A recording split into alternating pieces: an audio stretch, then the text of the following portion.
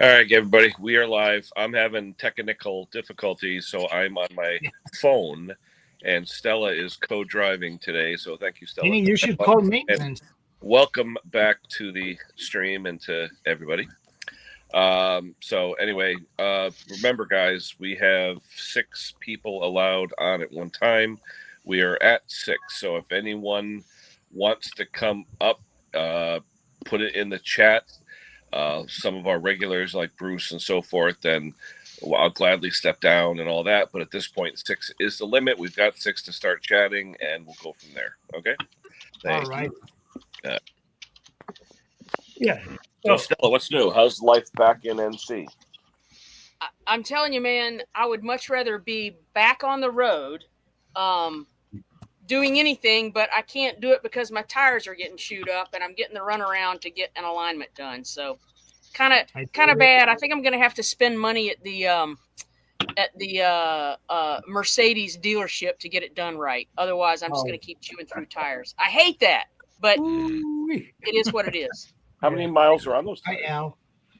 Al. I put new struts on right before I left, and I drove the 2 miles to the alignment shop that they said they could do the job.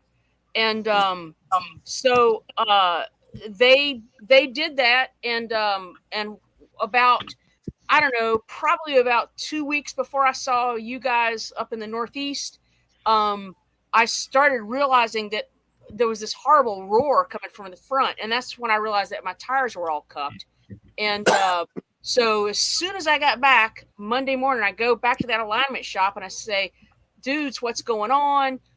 Rotate the tires. And apparently the old guy that did my alignment has retired, and now they don't have some special tool that they need. I don't know. I took it to another alignment shop that swore up and down they could do it, and they said that Mercedes won't give them the specs or something. I suspect that they have to buy another, upgrade or package for their alignment machine.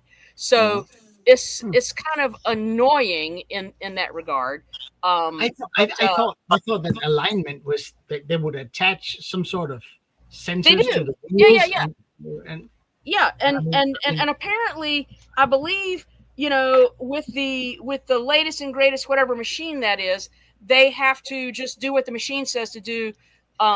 But regardless, the people at the first tire shop tried to blame it on crappy tires, and I'm like, no, I'm not going to take that for an answer.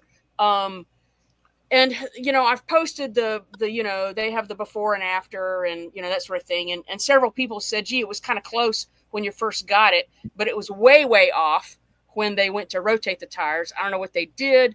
I only hit one really bad pothole that I am aware of. Who knows? Bumpy roads. I have no idea. But no, I mean, they were equally, they were perfectly cupped straight across all around the tread. There's no extra, like toe in or some issue like that. None of that was there. But cupped means that the thread has like a... No, every little chiclet, I call them like little chiclets. Every little knobby thread has like half of it cupped out. So it's like, and there's like 5 of those across the tire. So it's cup. And is that a known issue for the Mercedes van, or? I have no idea. But basically, I ran 12,000 miles on that trip. So yeah, I guess I should have rotated the tires earlier in the trip. But the point being, that means I'd have I'd have 4 ruined tires now. But a non-rotated or a tire out of alignment in terms of rotation wouldn't give you cups all around. Yeah. So they said, I don't know. I know they were underinflated when I drove off. I found that out when I pulled out the original paperwork.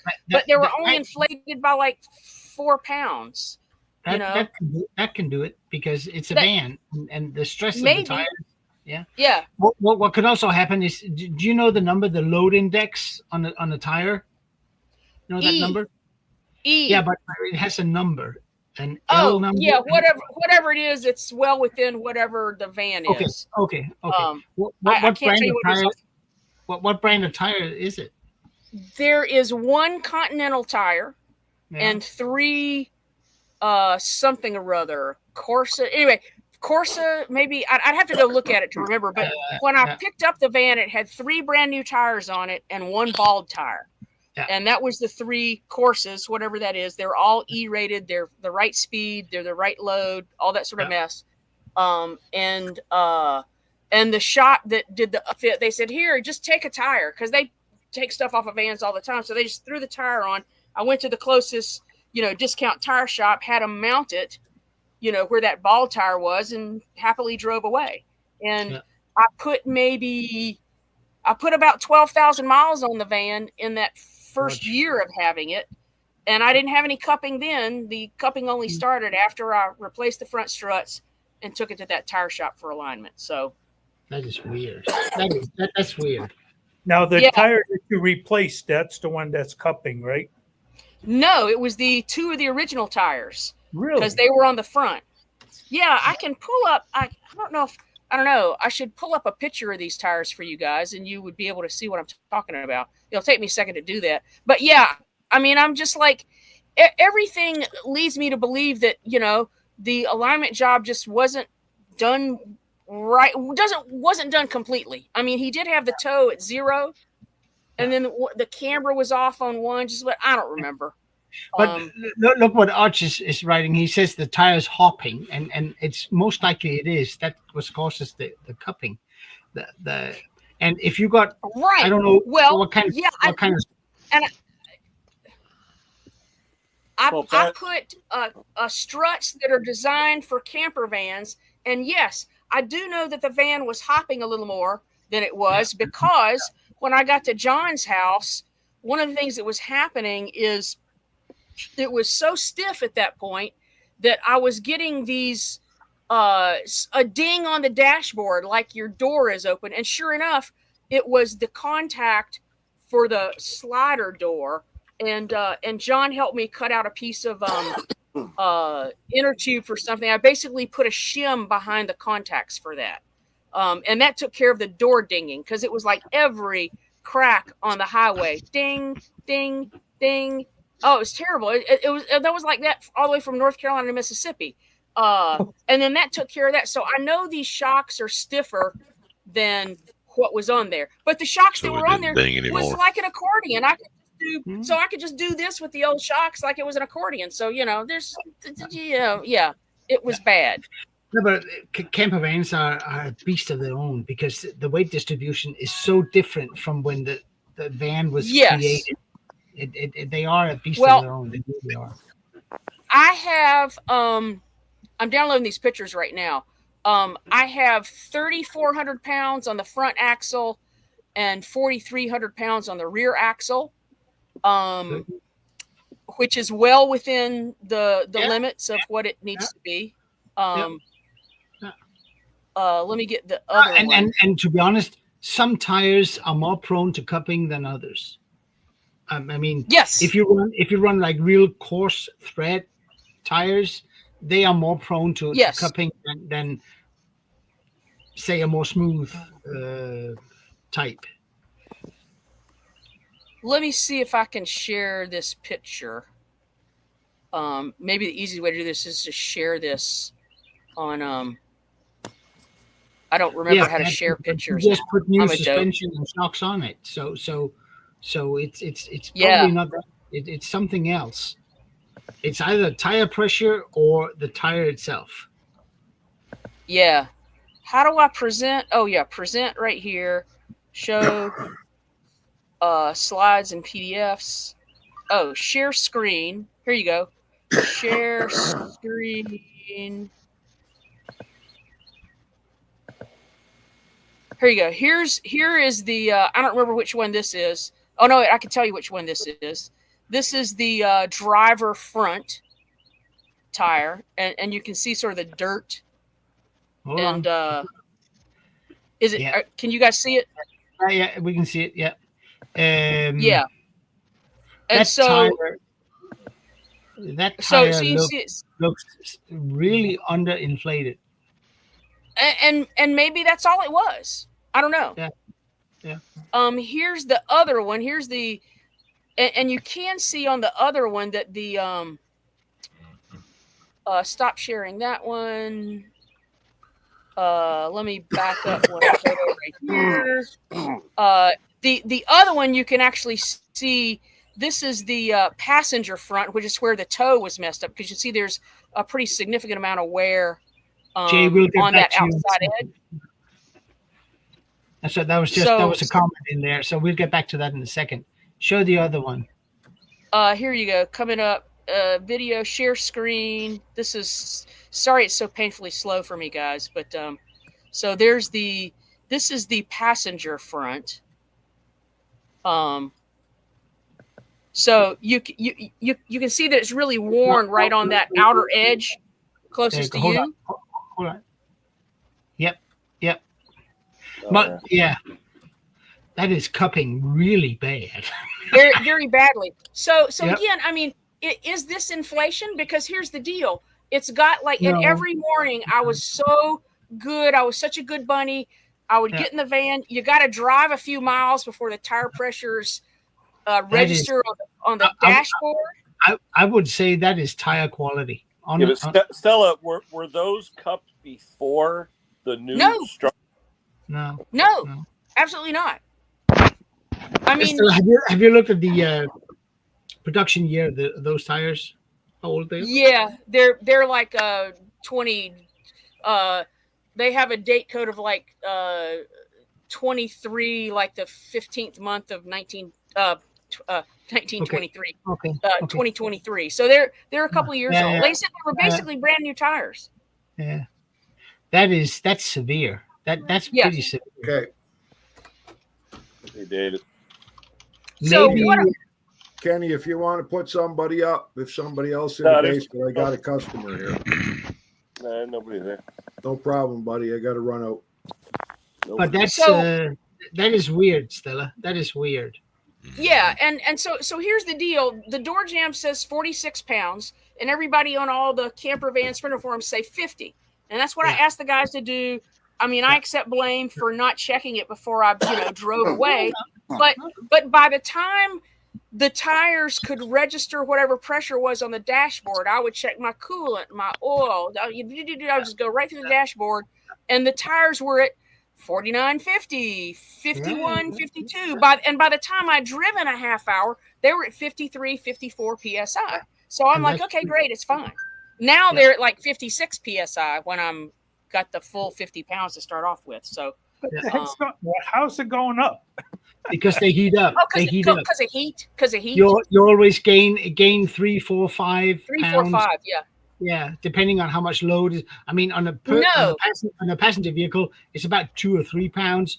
On a van, because there's more load on the axles, it can be 5, 6, sometimes 7.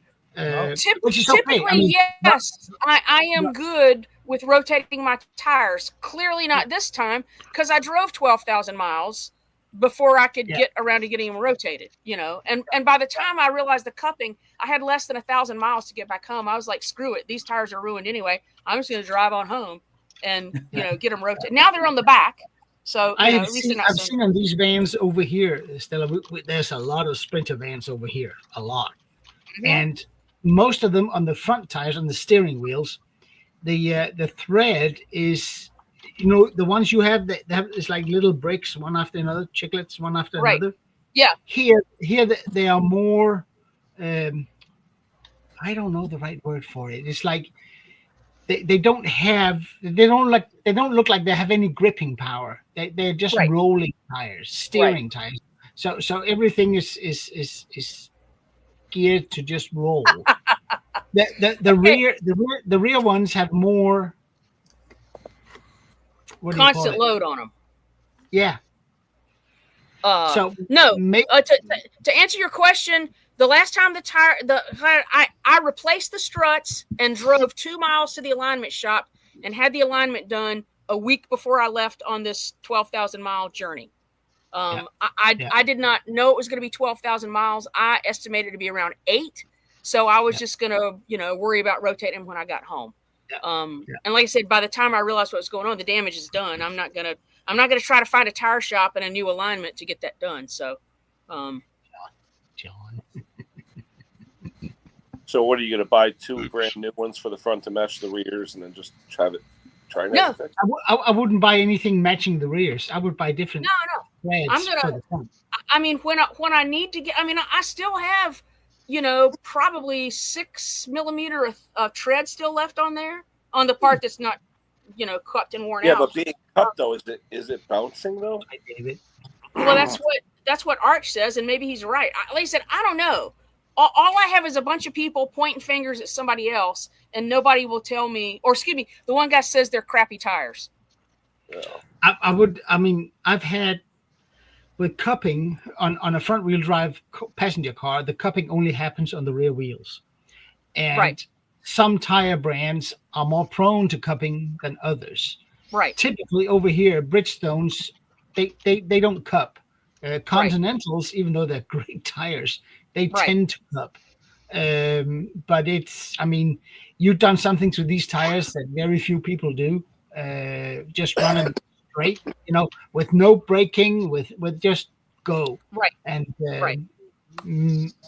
I would I would just say tire quality. Really, Well, the 2 tires that were on the rear, spent the first 12,000 miles of life with me on the front, and there was no cupping.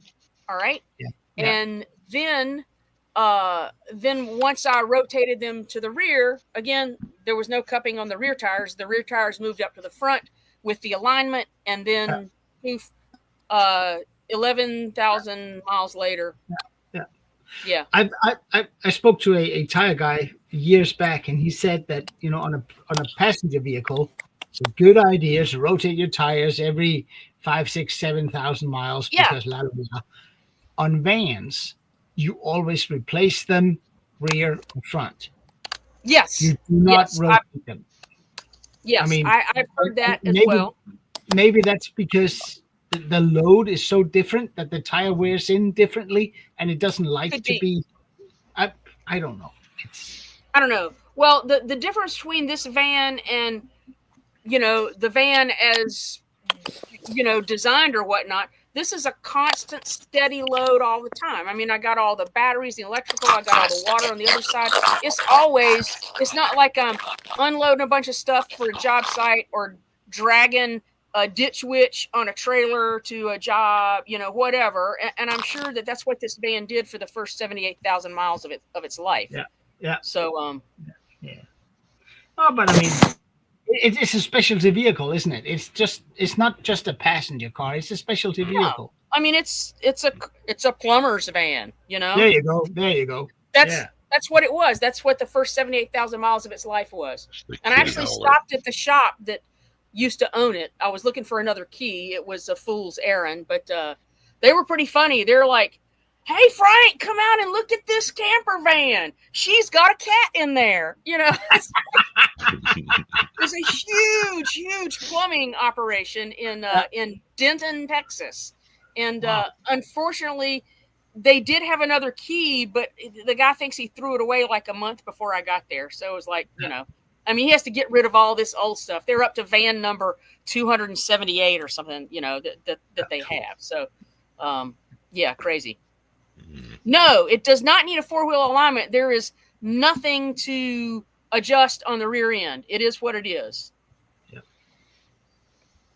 No, because this is only rear-wheel drive. If it was all-wheel drive, yes, I would probably need that, but it's not. On Sprinter vans over here, they say if they wear the tires uneven on the back, it's because it's been in a wreck.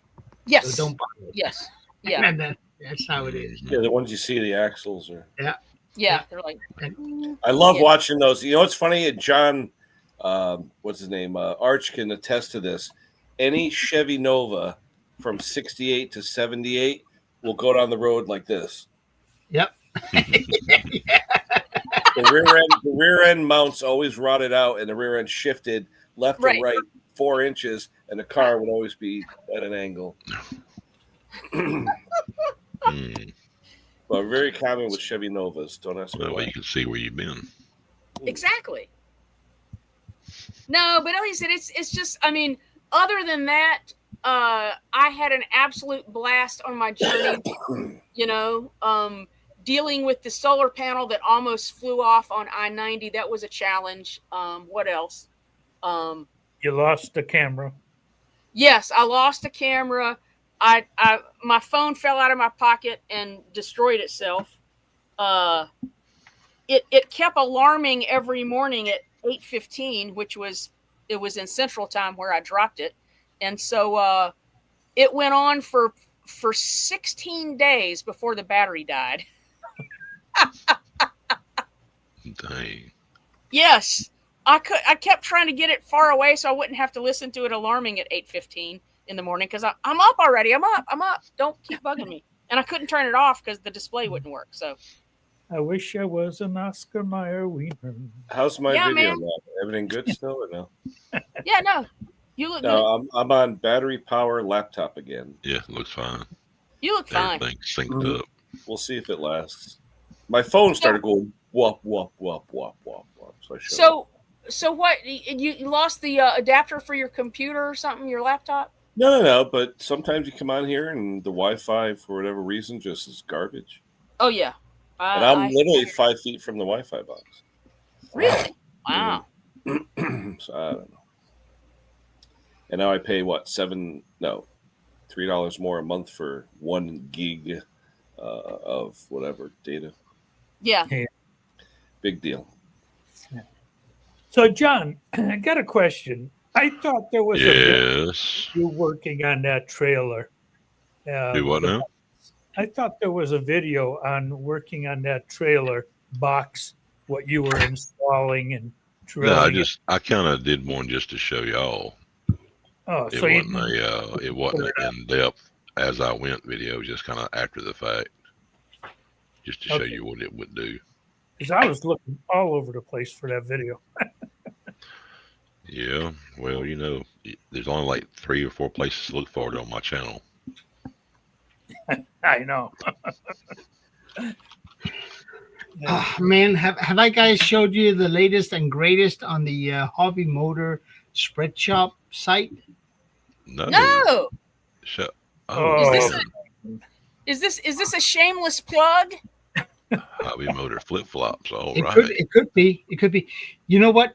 But the guys and girls at Spread Shop, they don't offer it to the Americans yet. No. Have you ever heard anything? Have you ever heard anything so stupid? Let's see it again.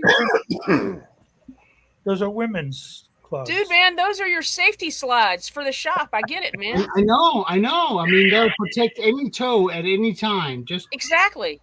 yeah. Hey, did anybody answer Jay about his Toros? No, we didn't. I'm sorry. Wayne Archie did. Kenny did. Or Archie did? Wayne did about welding on a strap. Oh, okay. Uh-oh. Thanks, John, Archie. Johnny, this one's for you. Hold on. Uh-oh.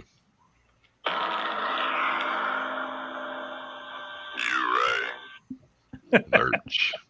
You rang. Merch. Exactly. One of my heroes. I didn't think of Lurch, but you're right. Yeah. Oh, Tango. I got called Lurch in school. I thought you got called this guy on my shirt. And I got called that too at the sheriff's office.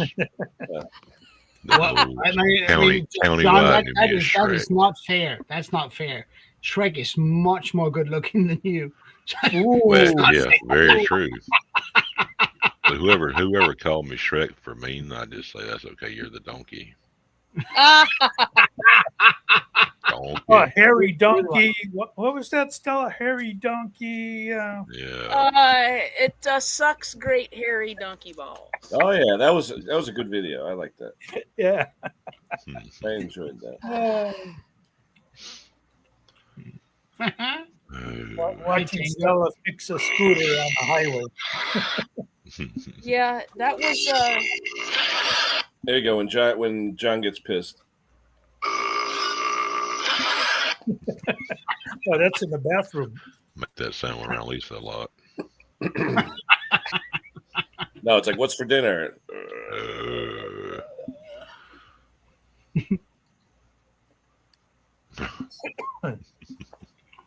Hello from the United Kingdom. Hello from the States. United Kingdom. Yes. Tango the cat. Meow. Yeah. I got one roaming right outside here, and I can hear a meow once in a while. But Yeah. the thing is, on our breakfast club on WhatsApp, I mean, everybody can be on. I can be there. 6-8 seconds after Hank steps in and starts saying something, the cat stands right there. Snack. Yeah. So Hank is basically the sugar daddy of my cat when it comes There to you go. snacks. Hmm. That's because I kept on telling Klaus, give him some more. Give him some Yeah. more. Give him Yeah. some more. Jeez. Oh, Lord. Oh, There you go, Officer Shrek. No, Oh, that Shrek is way too skinny, I assure you. Oh, Stella. talk about cats, Stella. How was the cat when you got home? well, she didn't miss a beat. She knew Catastrophic. exactly where she was, and she's basically happy where I am. She did. I will say that she did go under the bed for about 4 hours, and she decompressed, and that's good. That's her safe space. And after that, I don't think she's been under the bed anymore. Okay. Though I did try to trim her claws, and that was not good. I did it once when I had her out there, and then I needed to do it more often, and I'm not very good about keeping her claws trimmed. And she's at that age where she tends to get them kind of caught in things. Yeah. She's Yeah. that old. But I figured she'd get out, out of the van into the house and run and run and run and run and run. All that She has done that. She has done that. But she was running back and forth in the van too. She's got about 16, 17 You're feet right, where you're she right. Yeah. run to the front, run under the bed, run back to the front, run up onto the bed, back off the bed, she would get the zoomies in the middle of the night. Yeah. Or as some, who did I visit and say they called it the shit fits? Who was that? Probably my wife. That's right. I think it was your wife called it the shit fits. Yeah. It's a great description. I did get the pet Carmen twice. You did. Yeah. Well, John, what I will say is she was very timid at the beginning of the trip, but by the end of the trip, I could open the door. She would just wave to people, say hi, how you doing? You want to scratch me around the ear right here? This is the best part right here. Yeah. She became very sociable in that regard, and that's good. I mean, I'm glad for her not to be so scared of people. Yeah, that is nice. Yeah. Well, James Condon even crawled into your trailer and she didn't run away. No, yeah, he came right in. Yeah. But early on in that trip, she was kind of timid. She was like, about you. Yeah. No, but I mean, that's what it's all about, right? Try something new. Hey, there's the K-Man.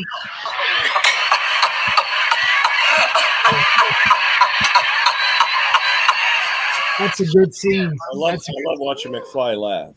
Yeah. That's how my daughter laughs. That's a good scene. Yeah. Well, any questions out there that we can answer? Yeah, even small engine work. I don't care. Yeah. Even small engine stuff.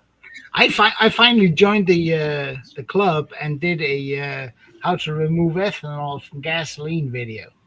Good. Okay. With a professional kit or homemade? That will go. I will go with homemade.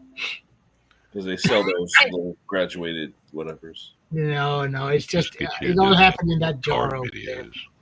It just happened in that jar over there, and I sucked the water and the ethanol out with my oil extractor.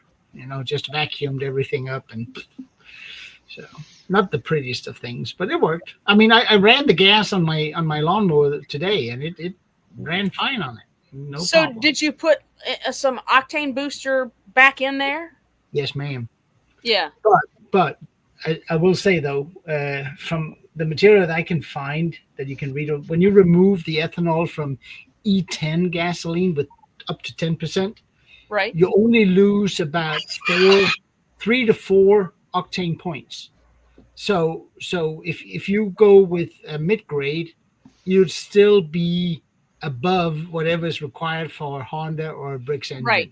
Yeah, it's But 80. It's 87, but you guys figure it differently over there. I think. Yeah, we do. We have low grade here is 92, mid grade is 95, high octane is 100. Right. So you guys have it different, but Right. in ours here it's between 4 and 5 octane points that you remove because ethanol is octane 100, and when mixing gas it's actually 112. I don't know the chemistry of why that is, but That's it kind of is. curious. Yeah. So you do remove something, but I will say the batch of gas that I got was supposed to be E10, and I got 4.5 liters. I did not get 450 mils of ethanol out of it. So maybe the blend was skewed or something. I don't know. But I put the food coloring in so you can see the Right. water line and all that. And instead of Fox having 049. having the bottom where you could bottom Yeah. drain it, which I think would be best, but I Right. didn't have it, so I just vacuumed everything up with my oil extractor. And Be careful with sucking up gas with those extractors why? because the seals don't like gas. I know that's why I dip it in oil right after. Well, Klaus, you can get those like they're like gravy boat things, from like a antique shop or whatnot, where you put gravy in, so all the oil rises to the top, and it's got like the tube that goes to the bottom, and so all you're doing is pouring out, so you could get it out that way. I used to use gallon milk jug. As soon as I see the line, I take a nail and ding. Yeah. Oh, perfect. Yeah, I like that. Well, the sun tea jar, the glass with the spigot. Yeah. Yeah, same thing. Yeah. I've used that. But that doesn't drain from the bottom. It drains about yay up high. Exactly. Yeah. Right. So I was actually going through some of the web pages if you can find a container, say like a gallon and a half or 2 gallon container where you have a flat surface at the bottom and it drains in the center. Right. I was looking for the same. Yeah. I couldn't find one, but that would be the easiest way to do it and less waste of gasoline. Because when you do use your oil extractor as a, I've had an engine fire. Yeah, I've had a Honda GX390 on a generator, just flames shooting out the muffler. That was just bad valve Although adjustment. you got to watch what's his name, Mowers and Blowers. He's got the best one. I don't think he has any good videos, does he? The engine catching fire was a real good one. Oh yeah, that's right. Remember Luke's? Oh yeah, Luke. I'm Oh, sorry. When he about trampled poor old Lord to death getting out of the Does fire. anybody still have that video? I don't know. I don't know if Luke See if I have it, I'll send it to you. I'm gonna do a search on my computer for Luke fire. I've had an old mower in tractor where it had the hey, there you go. That's my dream job, man. Yeah. Driving the Oscar Mayer Wiener mobile.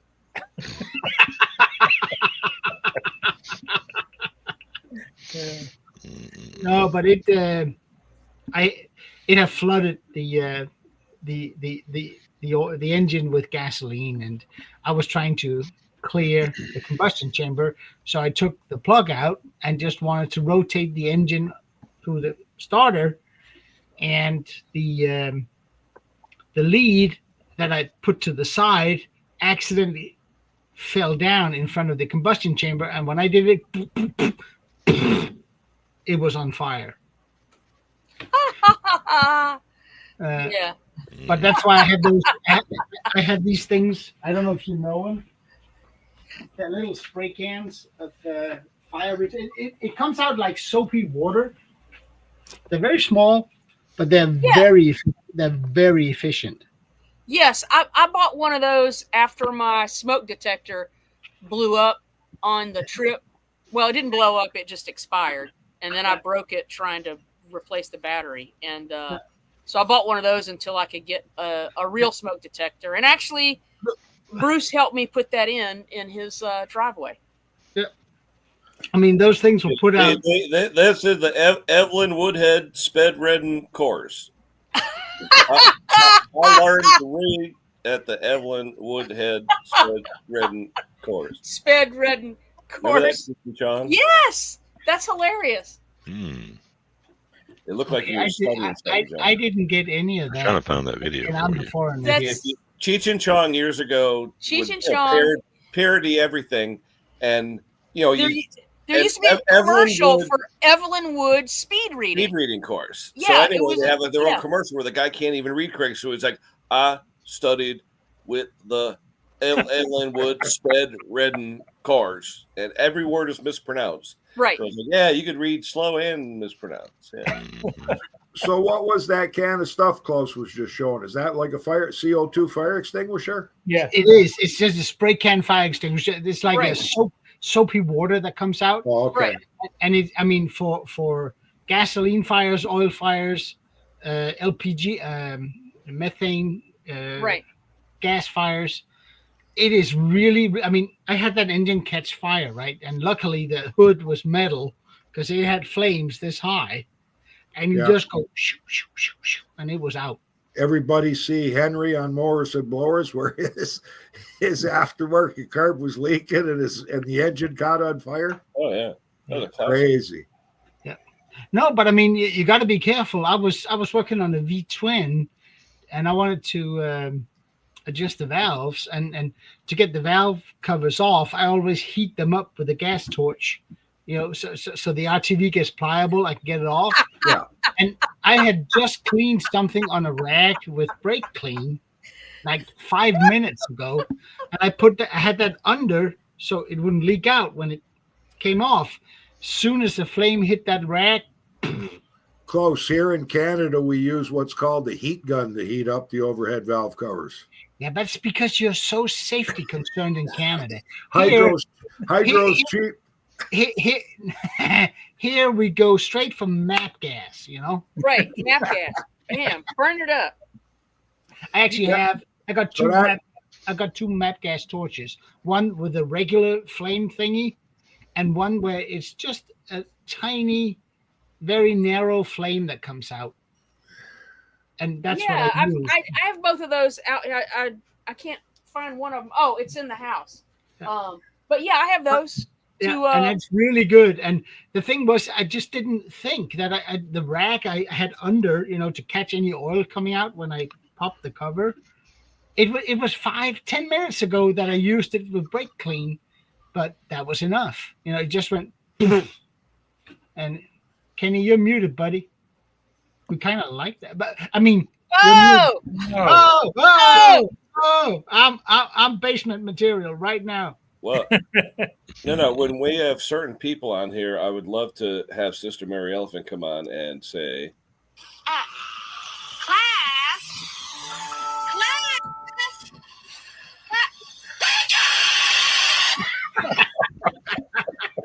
That was that's funny shit, man. I kid you not. It's hilarious. It is. Yeah, anybody that has a repair shop in their basement or garage or somewhere, watch that gas, man. That stuff ignites so quick. Yeah. And you know what people forget? That's actually what it's designed for. Release maximum of energy when ignited. I have, besides that little spray can thingy, I have a big old bottle of CO2. And I've done away with all my powder extinguishers except one. It's way in the back here. Because if you light off a powder in here, all your tools is going to rust. Yeah. So CO2 and foam. Yeah, that's what I got to get for here is CO2 fire extinguishers. Yeah, and foam, because CO2 doesn't work really well on hot liquids. Yeah. Because they'll just reignite once you stop. So foam and CO2. We've got 3 fire extinguishers in the garage, but they're all those powder. And the one day I had a fire, I did some welding. Luckily, I came out with my supper instead of eating in the house, because when I came in, there was a plastic piece inside underneath the deck. And some of the sparks had got on there from welding, like the slag, the droplets. and it didn't ignite when I was there, but when I went in, it got enough time where it got the air and it ignited. Oh yeah. And the asphalt floor was actually burned. When I took the fire extinguisher and put it out, just a total disaster in the shop, like just a mess. Yeah. Minimal of half an hour. Sit there after welding. Yep. Yeah, That's why. that's the rule. That's the rule. Why whenever I reach for my welder, that's a $50 charge right there, because it may only be sparky for 5 minutes, but the half hour you have to sit and wait and be in the shop until. You're making me see what this is. And also the tractors, they have old dry grass and leaves and sticks and. Oh yeah, everything. Multi-purpose dry chemical. Yeah. You really don't want to do that in your shop. Trust me. All right. Good idea. Does it? Well, no, it doesn't freeze where you live, does it? No. Yes, it does, but not in the shop. I'll just bring that little. No, it will freeze out here. I mean, I've had when I leave water in my ultrasonic cleaner, it'll freeze up out here. But no, what I'll do is I'll bring that other guy in, because I bought it, I don't know, at a Home Depot or something when I was on the road. And get rid of the powder, because it will mess up your shop so bad. I mean, every unprotected piece of metal, that means all your tools. Yeah. They will start to corrode. Anything copper, which means all your electrical tools, will corrode. Right. Yeah. It's horrible stuff.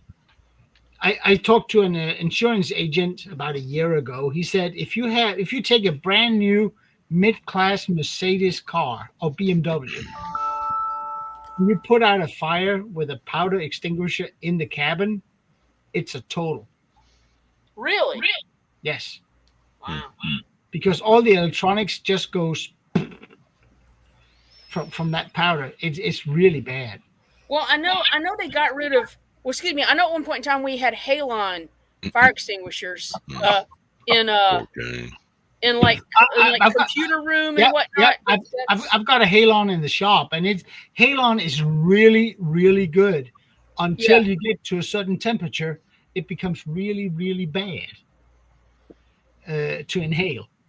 We do our darndest to discuss small engines, and we fail miserably most of the time. Yeah, we do. Yeah. Small engine shit. Where are you from? Yeah. We try and discuss small engines, but it always ends up going out of control and discussing anything. I know. You usually end up on food or something. And then if we really get drunk, it's all about oil. Cats, yeah. Oil? Who said oil? Yeah.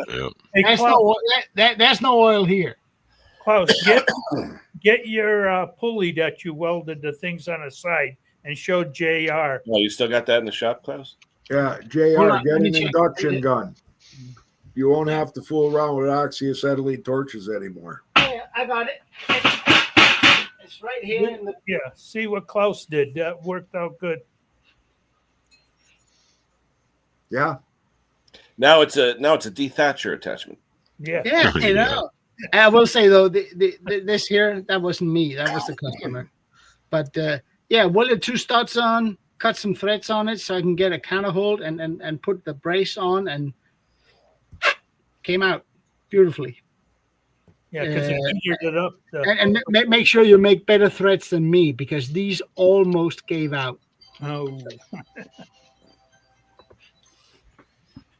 Yeah, the good thing about that is that it Hank, should I keep this for future reference? Oh, I'm sure. Okay, it's going on the shelf. There you go. I don't know if you notice, guys. I always do what Hank tells me. Always. Oh yeah, they paint roadkill all the time. Roadkill, dirt, sand, rocks, tree frogs, whatever in the road. Don't matter. Erica, you just earned a kiss. Thank you. So the customer that just came over was cutting his lawn with a riding mower he picked up for $250. I said, good deal. It ran? He said, yeah. Cuts grass? Yeah. He says, doesn't cut grass too good. He says, but my wheel just came off. I need some kind of a clip. So I went to the E-clips. I said, this what you need? He said, yeah, I measured the shaft. I said, it's 3/4. This is what you need. He said, yep. So I said, you got dust covers on? What? Yeah, they normally got dust. Oh, no, I don't know. So I said, look, go home, text me the model number. It's a Craftsman. So I said, they normally got dust covers on. So text me and I've got them here and you can put them on. Yeah. People don't realize how important dust covers are for bushing bearings. Yeah, well, not only that, he said the wheel is a little like, he said it's kind of like it doesn't go on right. And I said, well, that's likely because the bushings are worn out. So when you put it on, check if there's a wobble in the wheel, look at the bushings. They're likely oblong, and then I'll make sure I got them in stock too. Yeah. But I likely do. There's good video out, small engine with the Lawnmower Detective has out. He was using a grinder and a cutoff wheel to underneath the zero turn to cut that pulley out. Close. Stella, what's going on? Thank you, Mr. Hank. Yeah. Mr. Hank was cleaning up, and he says, "Take this away from me." Oh, that's nice. Yeah. Sweet. I needed one of them, Stella. Hank, what are you doing next Wednesday? I'm coming to Connecticut. Well, I also weed whacker too. Any Milwaukee's you're giving away? No, he's not, and that's the key. I'm like, dude, I am so appreciative of this. Don't get me wrong, this is awesome. Hey, I've got to run for a little bit. Lisa's fixing to be here. I got to help her unload. You got the runs. That's what I was thinking. For a change, I don't. It's been a pretty good day. Well, I'll be back in a little bit. Give Lisa a hug from us, will you? Gee, thanks. Tango the cat. Maybe Eric will come up. What's Tango the cat asking? They never tell you to clean the carburetor. Do manufacturers? Yeah, only when it don't run right. You got to clean the carburetor. Yeah, you do. It's. I mean, honestly, Tango, cleaning carbs is the bread and butter of our channels. Yeah, that's right. If it wasn't for ethanol gas, we wouldn't have a job. Exactly. Yeah. Basically, you're right. I mean, I have on the bench here, you see the weed whacker? It's a steel FS310.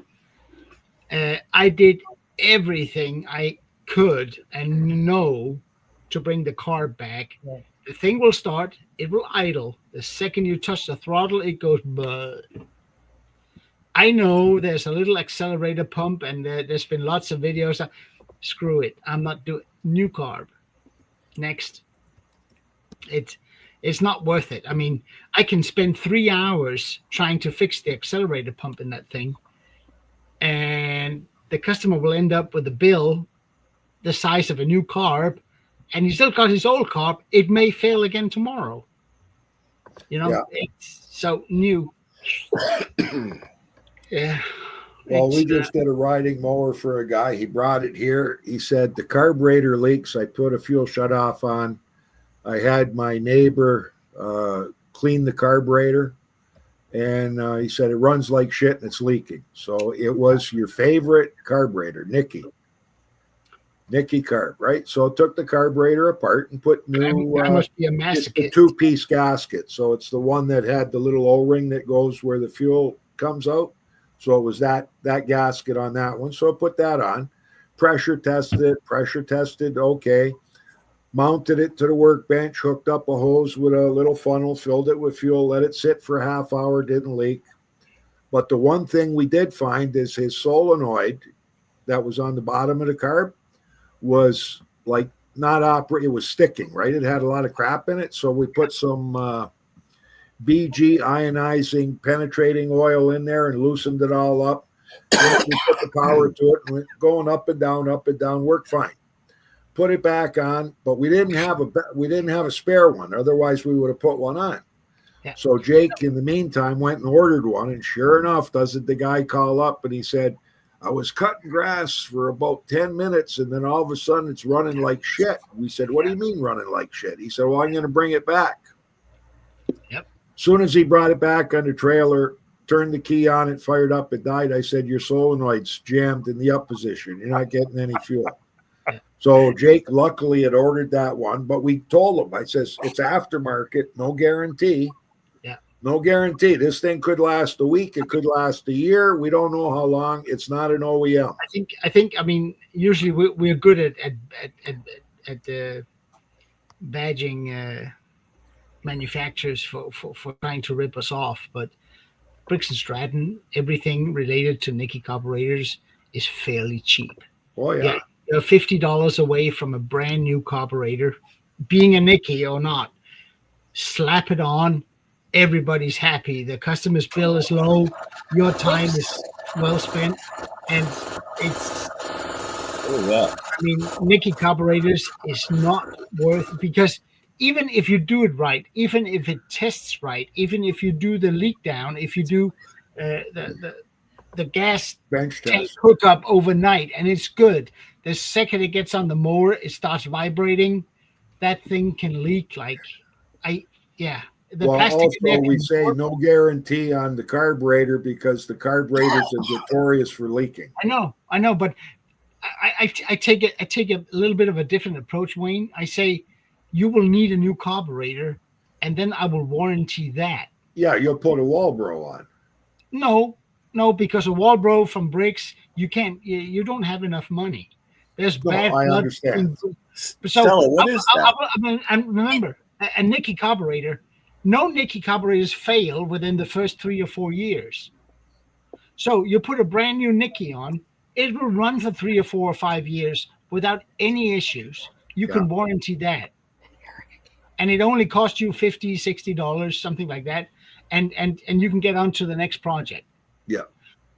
That's why, I mean, I don't even, the only carburetor service I do as part of maintenance on Nicky's is that I remove the solenoid. I clean the solenoid with brake clean.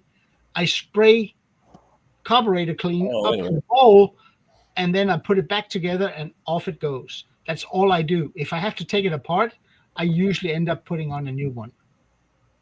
Yeah, this is a what is it? And Erica can't participate.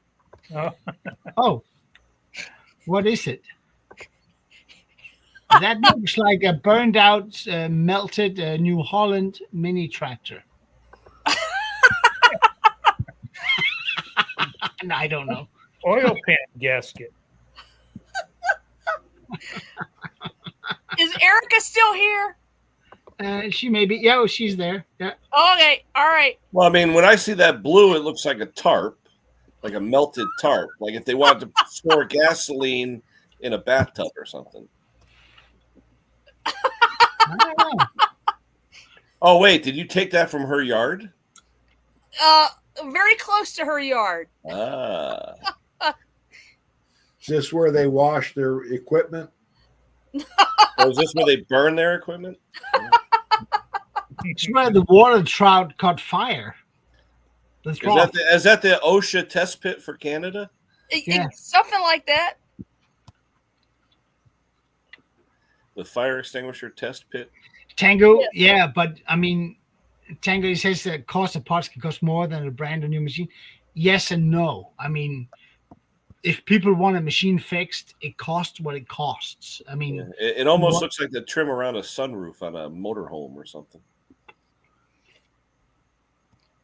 Well, I'll be honest. I didn't know what it was. Hi, Jeff. And yeah, it is slightly burnt. Is it all right? You gonna give us a hint, Stella? Well, you'll know immediately what it is because I couldn't connect the dots until Erica sent me a text, and in her text she said, "Did you see the toilet puddle?" And it took me a while to connect the dots. Oh, okay, yeah. From the trailer, yeah. It's it was at a boat ramp, and it's way, way far away from the boat ramp, and I'm looking at this thing going, is some boat burned down? Yeah, it is still there. Yeah. Is that a burned down porta potty? It's a burned down portaloo. Good yeah, one. listen. Wait. Talk about a bad stomach right there. Well, that's the main reason that if you go to one of those porta potties, you make sure you don't light a cigarette, eh? That's right. Yeah, You don't light up while you're in there. Yeah, it's still there. Yeah, no, like I said, I couldn't figure it out until Erica, asked me. Yeah, yard art. It is now. Yeah, I don't know how long ago it was. I think Erica said they could smell it like 3 miles away. Wow. This Erica, billowing black smoke. Erica, come on up and say hello. Yeah, explain. Yeah.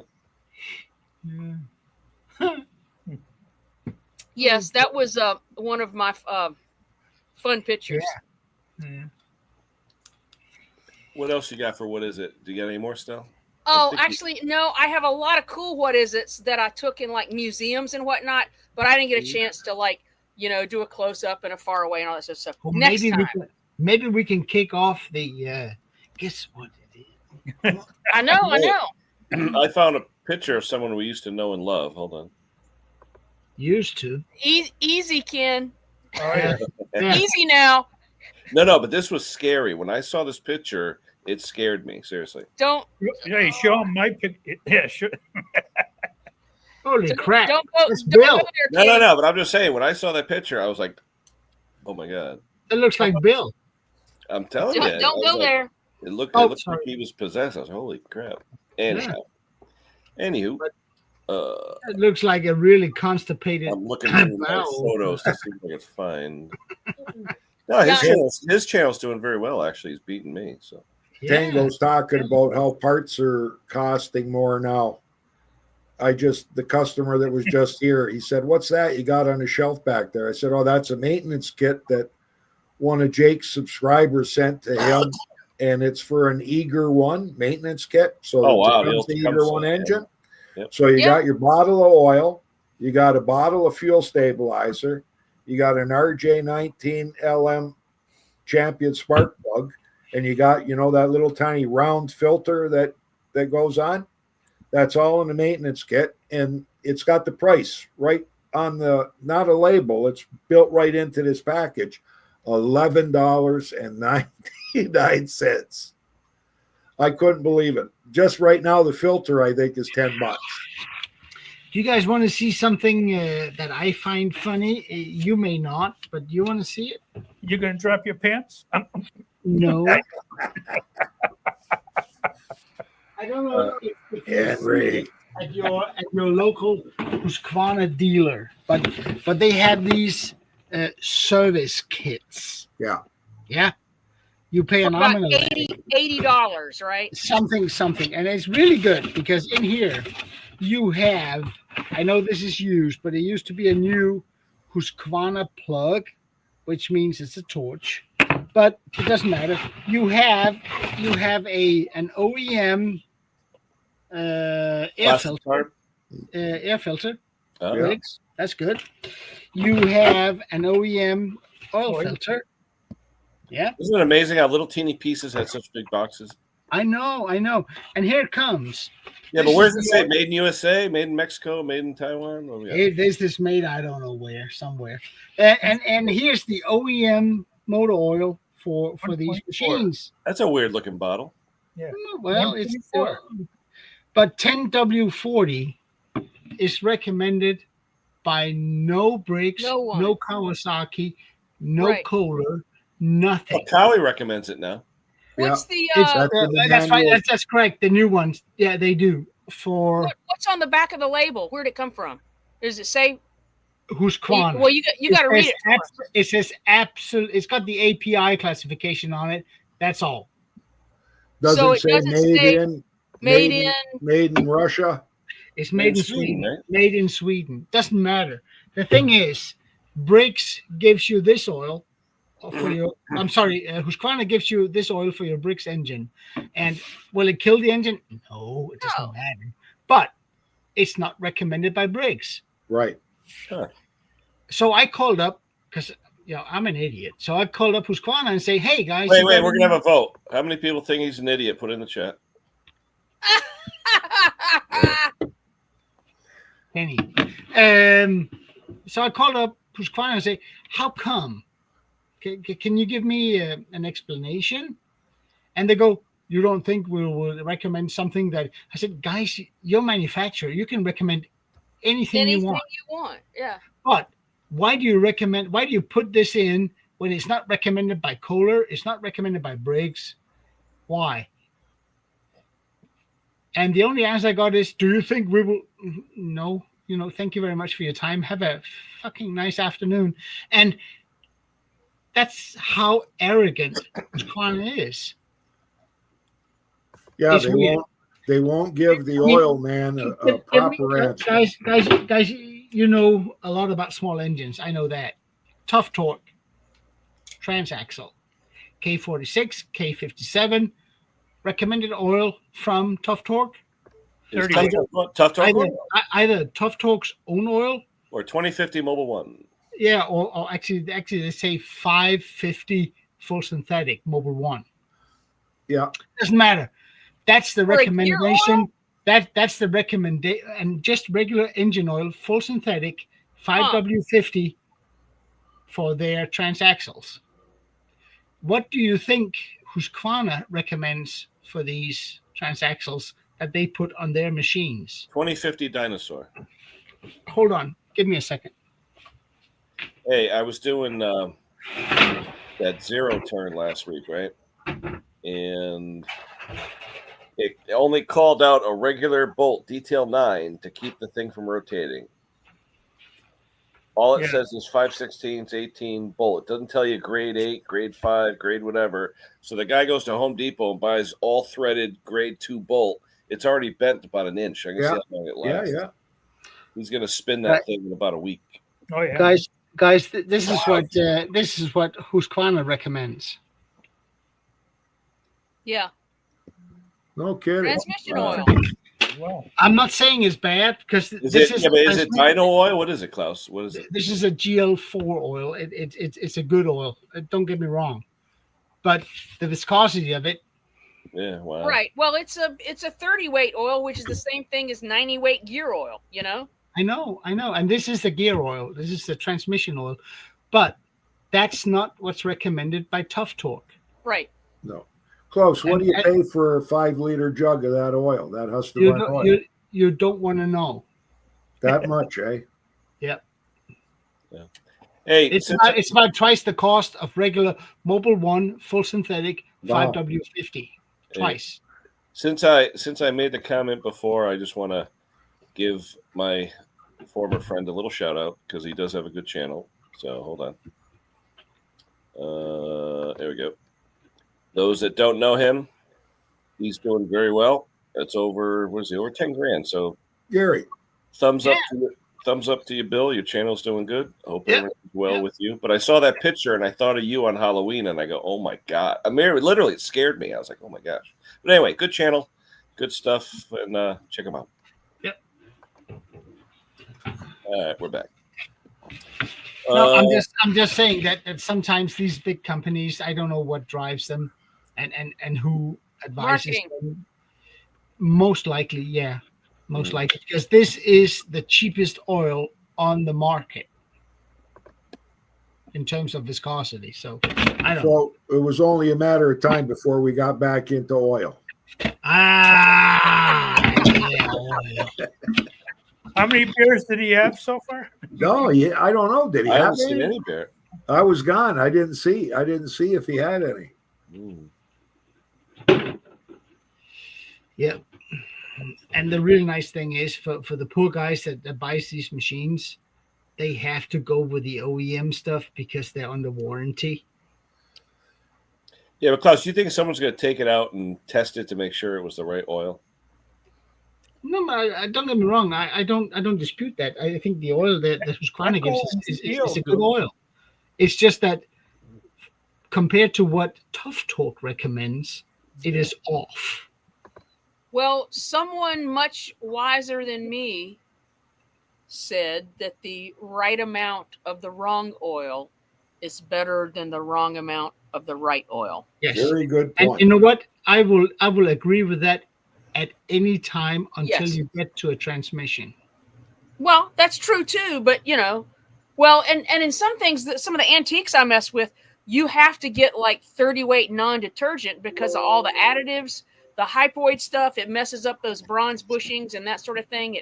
it starts pitting those. So yeah, I mean, I get it, but have you in your scooter community, have you ever run across anyone driving these old Austrian Pooch Maxi mopeds? Yes, there is one guy that I know that has one of those. Yeah, it has a centrifugal clutch. Yeah, and if you put anything other than Dexron 2 ATF in it, right, you will ruin the clutch. Right, because of wet clutch. Yeah, so it actually lasts longer without oil than with right. So I'm saying your stipulation, Stella, which is a good one, is better to have enough of the wrong than not enough of the right. Is good for engines, not for transmissions. Well, I will admit to draining out an ounce or two of my gear oil to mix into gasoline when I couldn't find two-stroke oil anywhere. That'll get you home.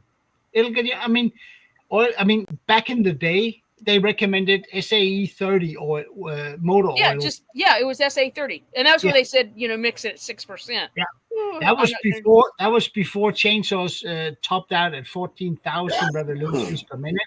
But yes, in a pinch, it'll do. It'll do. But Jeff, that's a good price right there. Because oil has gotten expensive. I mean, I have 20-liter thing of mobile Delvac. Mobile Delvac is for their trucks, but it's rated for gasoline engines too. It's a 1030. It's good oil, but it's a little more expensive than $3.99. Well, I just paid $123 to get the oil and a filter to change on the van because it needs it now. But it needs a lot of oil in the engine. And plus now that I put that bypass filter in, it needs an additional liter. So it takes it's now 13 and a half liters. Have you changed it yet? Did you check the oil that you had in the thing? No. I'm actually going to send off. I only have one more sample to send off. I still have that I've drained out. I was going to say speed diagnostics. Yeah, well, no, the people that I bought the bypass filter from, I bought 2 kits, and I have drained off 16 ounces, a half a liter of oil I have pulled out of my catch can on this journey.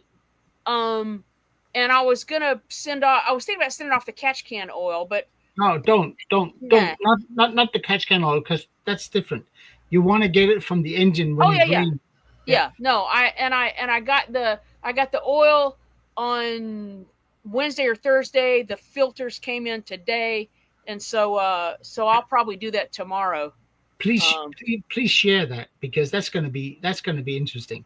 Well, I have the old oil. I have the old oil that I took out. Yeah. I tested that before I went on this trip, and but I checked the oil level every day, and it never got below. You've got max and minimum, and I never got below whatever that middle level was. If you have less iron and less copper, your filter works compared to the old one. If you got no, and actually my problem is the diesel fuel additive that I put in there, the Arch oil, for whatever reason it has a boatload of iron in it.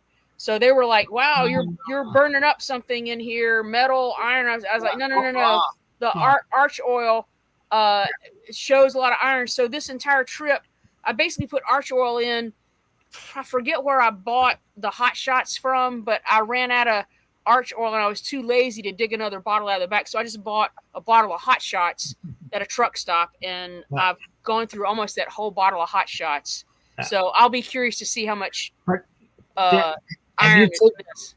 Have you taken into account that you don't drain your tank completely when you put in a? Yes. Okay. Yes, I've taken your advice on that, and about every 5th fill up, I skipped putting the additive in there.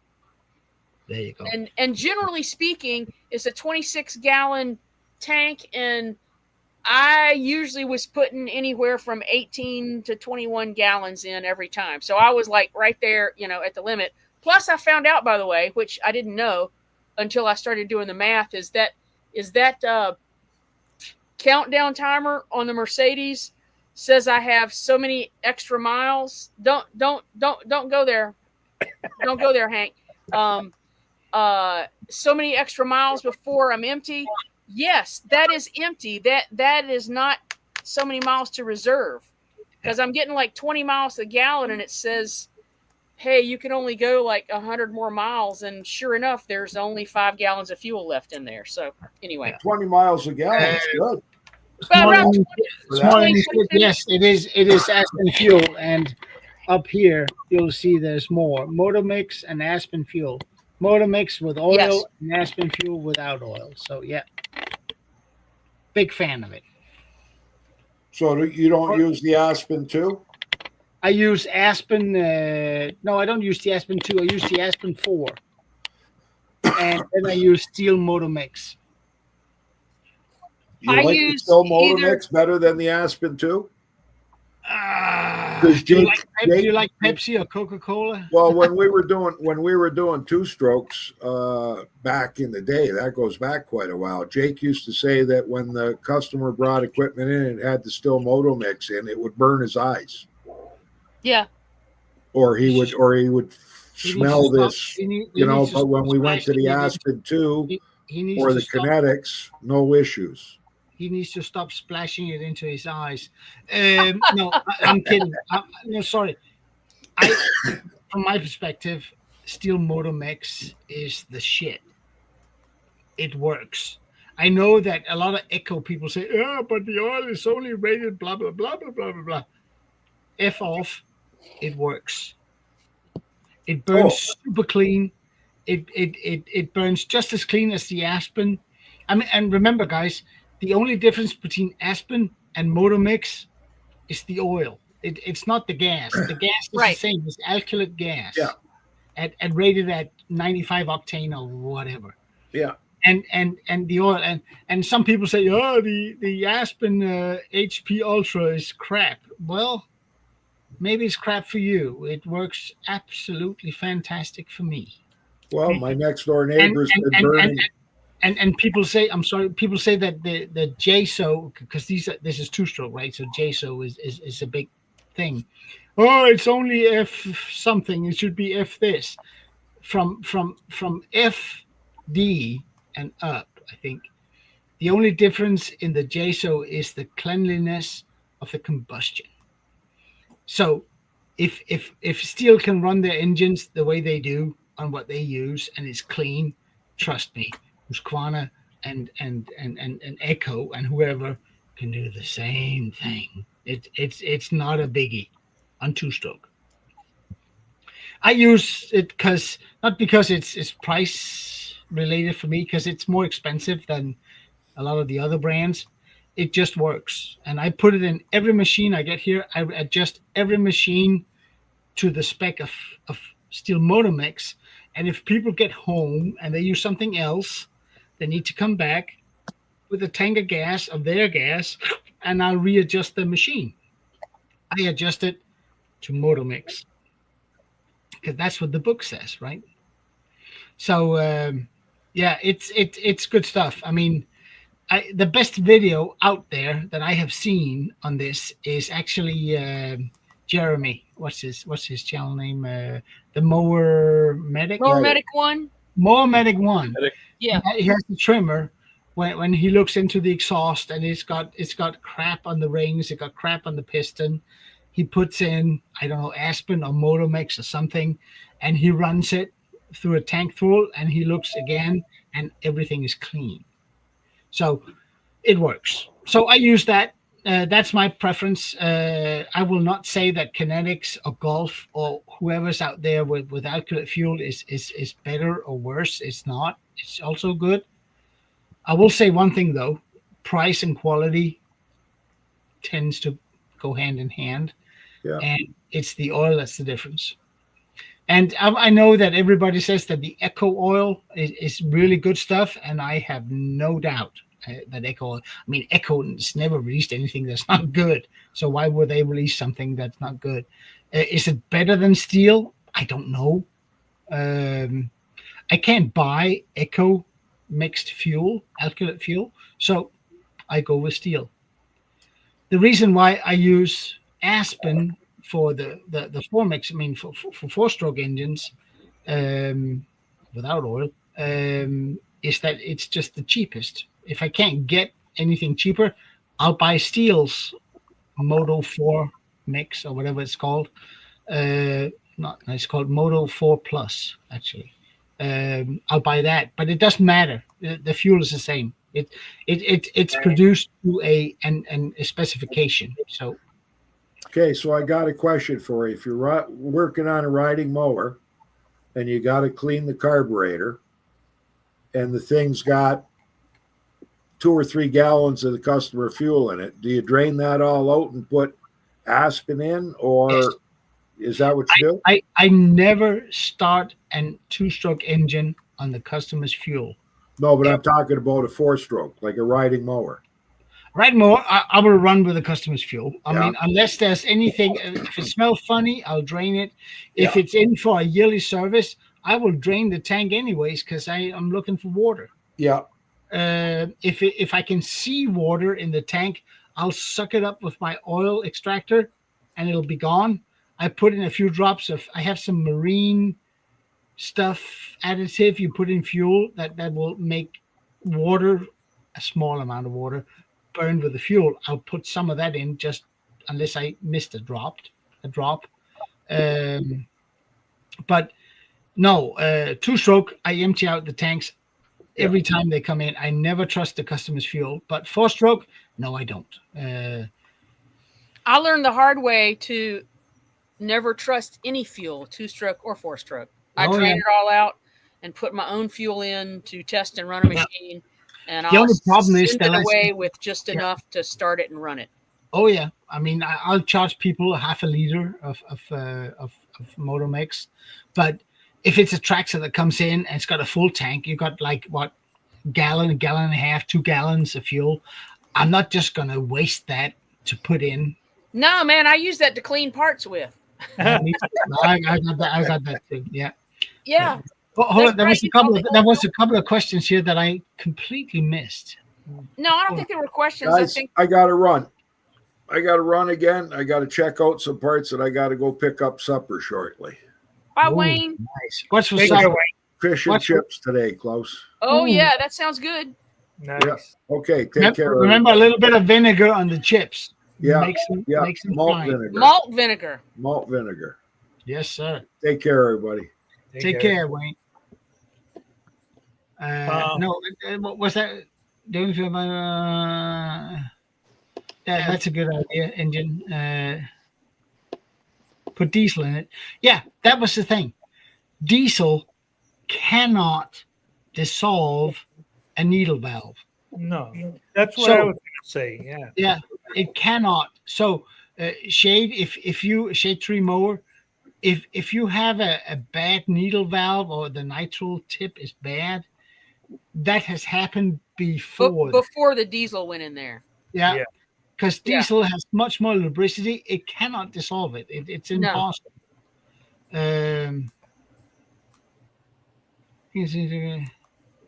Yeah, I mean, Husqvarna XP synthetic. Why not? I mean, it's they wouldn't sell anything that doesn't work. Yeah, it's good stuff.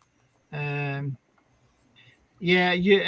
small energy doesn't like the XP. That's where we come into. Do you like Pepsi Cola or Coca Cola? Ish. I've had people saying that they put in Aspen in the machine and it burned it out, seized it. I guarantee you, it's not the fuel. There's something else. Well, I run Aspen in my generator for my house. Yeah. I mean, if I have a power outage, I'll run my ethanol-free fuel. But then at the end of it, I make sure it's empty. I put Aspen in it, run it for a few minutes, or I test my generator every 2 or 3 months just to make sure. And so I always top it off with Aspen at that point, so it's ready to go the next time I need it.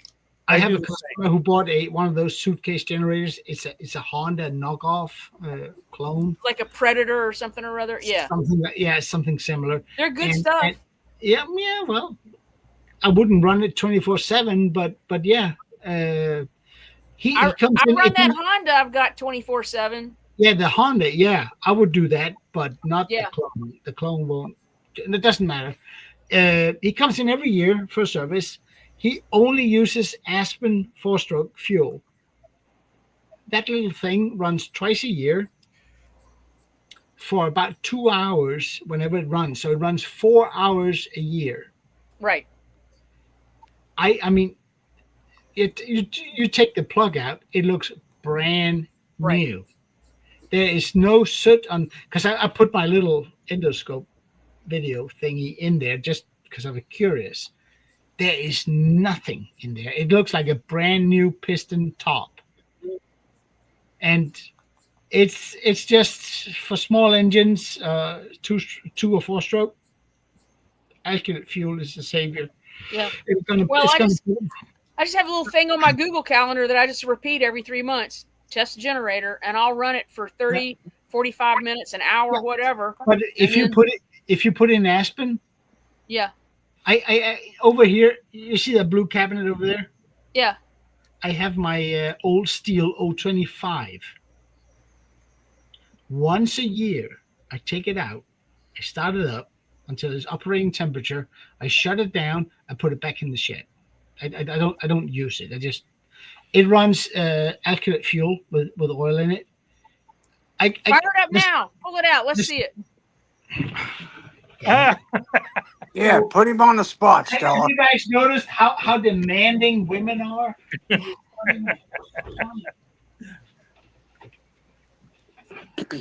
I got a Subaru engine on my generator, and once a year I light it up. And it runs 24/7 when I need it. Yes, that's what I do with this little Honda. Yeah. Here she is. How's everybody doing this week? So, if I crank this now, it will start, and the fuel in here, I guarantee you, it is 3 years old. Let's see it. Stella!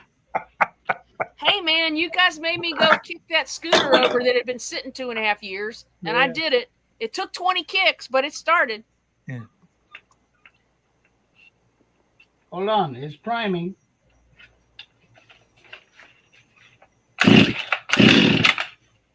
It wants to start. It'll start.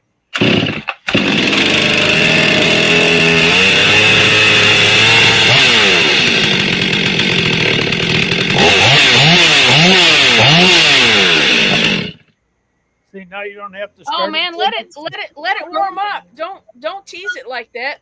Let it go through its full heat cycle, man. That poor engine. 3 years. Oh. Now he's going to go out in the wood. But that's right. No. This is the first chainsaw in my small engine career that I completely stripped down. But everything is new in it. I mean, the only thing that's not new is the casing. Everything is new. Well, Michael, where I am, we're in the Hurricane Alley, so it could be 2 hours, it could be 2 days, it could be 2 weeks. I'm without power. Yep. No, I'm just saying, Stella, what you do, putting Alkalate fuel in your gas pump, that's the way to go. I mean, well, I didn't used to do that. I bought this Alkalate fuel, I think 2 years ago when Kenny said buy it from this guy, and I got a case of a dozen liters, I think, of it. 3 gallons. Yeah. I mean, it's got a shelf life of 5 years if you don't open it. It's got 3 years in the tank. Right. I am telling you, this thing, it hasn't done any work for the last 5 years because I never use it. I have electric chainsaws that that's what I have. Mine even has a 110 volt. Yeah, got a plug on it. That's what I use. Yeah, I mean, you want to prune a tree, or you want to do that. That's how you go. But this thing never runs. The only reason why I haven't my little Makita chainsaw that I bought myself for my birthday. It's in Vanna White, so that's where that lives. There you go. No, I'm just saying that alkylate fuel is what saved these little engines. It really Yes. is. It's. And I used to sell, I don't know, maybe five jugs a year to people. I have people all of a sudden on a Saturday morning, I'm all out. You got another jug? Yeah, here you go. Because I tell people it's better to pay the money for the fuel than to pay me for fixing it. Right. I know that's sort of, if you run a business, that's not good business practice, but that it is. I mean, people are not happy with their. Even Hank, when you threw out the old Craftsman chainsaw, I mean, had you run Aspen fuel on that, you'd still have a chainsaw. Oh yeah, if I did, yeah. Yeah. What's you guys' opinion on the VP None. Racing premix? None. Too expensive. That's just ethanol free, is it not? Yeah, well, we just I don't think started I bought it 'cause carrying it's that. We got out of expensive, True Fuel and we carry that. It's Yeah. 97 octane, I think, right? Yeah, it's regular fuel with oil. I'm sure it's okay. No, I mean, Because VP, it's exactly the same as that stuff I just made. It's ethanol-free, regular gasoline. Instead of having a shelf life of 30 days, which is ethanol fuel has, it has a shelf life of what, a year, if you're lucky. They still have all the chemicals in it that regular fuel has. It'll still deteriorate your membranes in your carburetor, which alkylate fuel does not. But is it better than regular fuel? Yes, absolutely. I don't understand. They'll only sell you 5 gallons of it. You know, you can't fill a whole tank like 20 gallons. No. I don't know why. They have the same thing. That's the product we can get here too, VP. And it is good fuel, Brett. Don't get me wrong. But it's not alkylate fuel. No. It will Yeah, not the only one I liked, and I have yet to try it, but after hearing your discussion here, I'm wanting to try the Aspen 4. That's a good idea. Especially for the snowblowers. Snowblowers, generators, anything that doesn't run at regular intervals, that's the way to go. I'm sorry, Hank. I buy the Aspen 4 and I mix the fuel, the oil into the Aspen 4 for my chainsaws and stuff. Yeah. So 4 is a good way to go. Yeah. But for standby equipment, generators, chainsaws, alkylate fuel is the way to go. Yeah. I mean, but VP and kinetics and what's the other, True Fuel, that is regular gasoline just without the ethanol. Exactly. And it will not last as long, and it will still deteriorate your hoses to a certain extent. Where, I mean, try it. Put some oil on your workbench.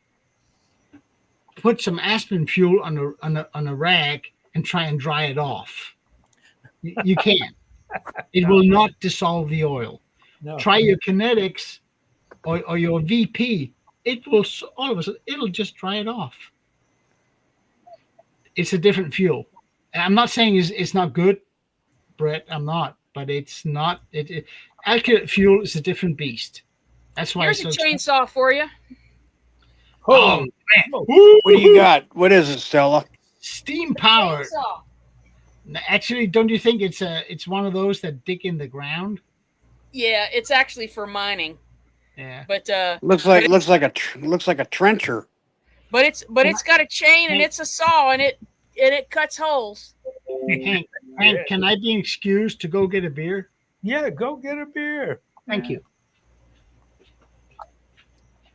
Steam powered, huh? This I don't know if this one was steam powered or not. This was at a mine in Alberta called the Atlas Mines, coal mine. That's kind of cool. You need something low like that just to go in and trench. Yeah. the Well, no, they pull. what they would do is they would drill that into a cut, and then they would come back in with like hand tools and chuck Stella, out the hole. I have someone who wants to say hi. Miss Whoa. Doe. Oh, whoa! I gotta get back. Miss Miss Doe, Doe. who's a good boy? Yeah. Yeah. He is a good boy. He is a good boy.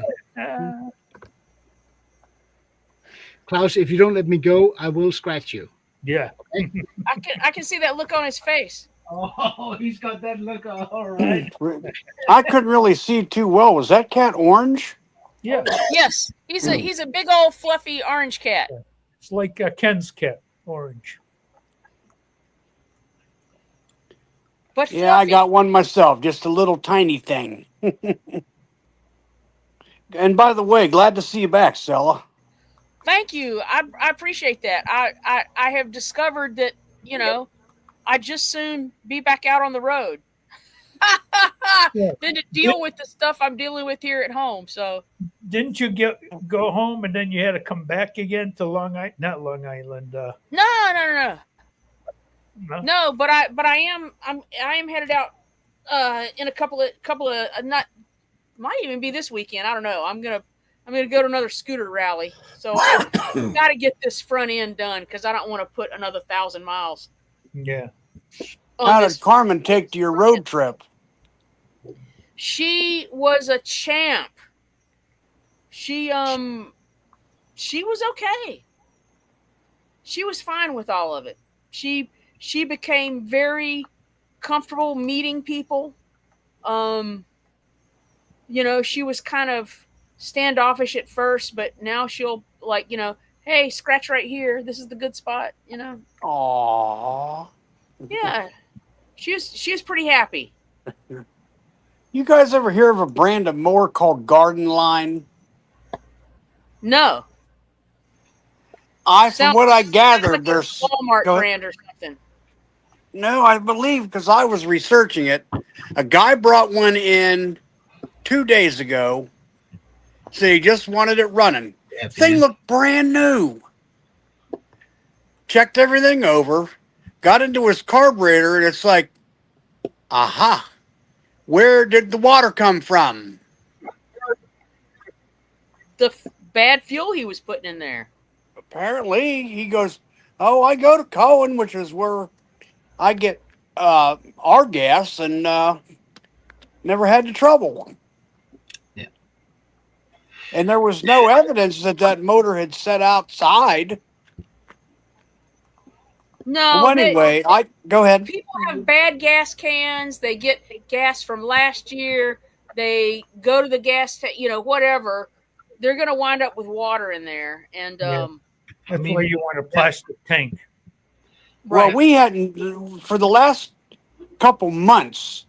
We haven't really been cutting grass here because it was so darn dry. Right. And when he wanted to cut, it wasn't starting. But I cleaned his fuel system up and got the thing going. And I called him yesterday. I said, your mower's ready to go. He goes, I'll be down later this afternoon. Well, he didn't show. I called him today and I said, I hate to bug you, but just reminding you, your mower's still. He goes, oh, I remembered. He goes, and then he's asking us, he says, do you guys buy mowers? I said, yeah.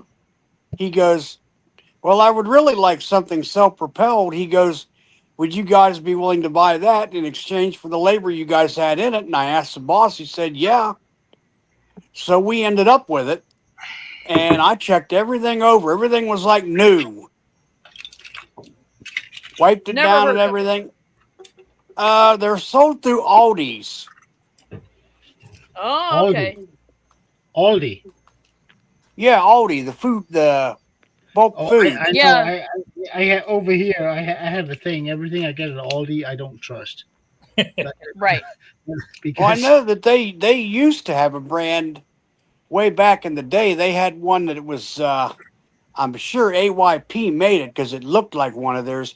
They had one called Kingcraft. They call it Parkside. Parkside?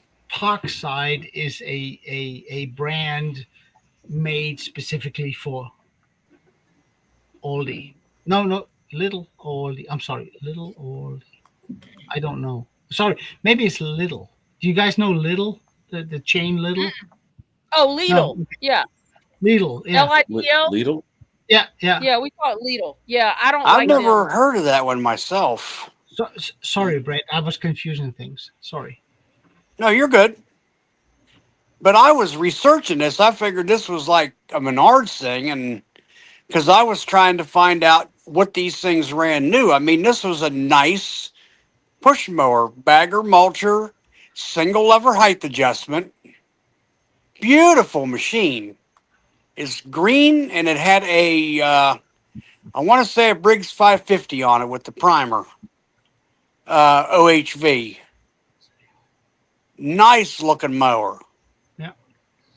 We have over here the supermarkets or the big chains. They sometimes get this brilliant idea that they will go to China and they will import Yeah. a brand and label it their brand, and which is good because it's a nice cheap mower, chainsaw, weed eater, whatever. And then 6 years down the line, they discontinued it, and good luck getting parts. Yeah, I We run into that with that Yard Max I got down there. Yeah, we got it. We got a chain of like home improvement type of. Oh yeah, that's a good one. That's a, what is that? You can't get parts for that either. It is a mall chainsaw. Never heard of it before. Nope. I've seen that variant of that by Mall. It was the Model 2 MG, except it was red. Yeah, Was that a I mop? thought this was unique because it, of course, had that sort of transverse blade on there or bar. Yeah, it's kind of interesting. Yeah, you can hit a lever and it'll turn. You don't have to tip the whole saw. Yeah, I thought that was kind of cool. That was in some little museum somewhere in Washington State, I think. Yeah, but it looks nice because the blade is horizontal. It's not vertical. Yeah. It's horizontal. It's nice. Yeah, it's very, very interesting. But I'd never heard of a mall chainsaw. We had one down there that we couldn't get running because somebody, when they were trying to take the flywheel off, broke the crank. And we just painted it up as a showpiece. And it was a Model 2 MG. The chain on that thing was probably 1/2-inch pitch. It was like a motorcycle chain. That's massive. About a 36. I put that saw on a scale to weigh it. 71 pounds with the bar and chain. Good Lord. Yeah, good Lord. And it had a little thing up at the front of the saw you could pull. It was a little lever, and you could rotate that whole front end of the saw from the horizontal to a vertical position, like a regular chainsaw. But I mean, these big box stores, they import this stuff, and don't get me wrong, it's pretty good stuff for the money. I get 5 or 6 times a year, somebody comes in with a sweeper or a snowblower that they want serviced, and it's all one of those imported by some big box store or chain. And you cannot get parts for it. I've had a guy with a perfectly running Chinese engine had to take his snowblower and throw it out because I couldn't get a new gearbox for it. Sounds like maybe like a Hyper Tough or something. But you call it whatever you will. It's imported for that chain that decided to do it. Made from some factory in China. It's probably a knockoff or something. And they decided to do a little bit of a change to it. So it's not, you can't compare it to an MTD product or a Cup Cadet or Murray. It's not the same. So these guys, they buy a machine, they have it for 5 years and it's broken. They want it fixed and you can't because the chain that imported it has stopped importing it. And that's why when people come to me and say, well, what should I buy? I don't know. Just buy a brand name, will you? Because in 5 years' time, if I can't get parts for it, you're going to chuck it into the dump and it's gone. It's not worth anything. Buy a brand name. I mean, I know that we all love to hate MTD for making crap products, and they do, but at least they supply parts 5 years down the line. So yeah, this saw was made by McCullough, the Mall chainsaw. Interesting. That's who made that? Yep. That's the nameplate that's on the top of that saw. It's a McCullough. That explains why it's yellow. Mm-hmm. Yeah, Bean. I mean, Stiga mowers over here, they're good-looking machines, but honestly, back in 2000, Stiga, which is a Swedish brand, they did some kind of a merger, and they decided to move their production to Italy. When that happened, Stiga went when it comes to quality. I mean, you can still get parts for them, but you're paying too much for the name. They're okay mowers. Don't get me wrong. You just pay too much for it. Yeah, they may be good looking, but that's like these. I think you'd be much better off with some of the other brands out there. Over here, we got a brand called Alco, which is German, Austrian German. They're still Chinese mowers, but they support them.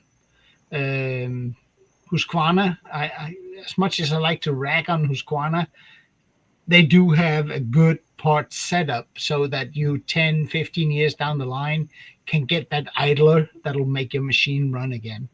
GGP, yeah, exactly. GGP is what's GGP. Actually, Stiga owns GGP, and GGP is what AYP is to the Americans and to Husqvarna, because Husqvarna owns AYP. But it's a big old factory in the US. I think they have several factories. AYP, they make lawn tractors, all kinds of machinery, and they make it for Husqvarna, and they also make it for a whole lot of other brands.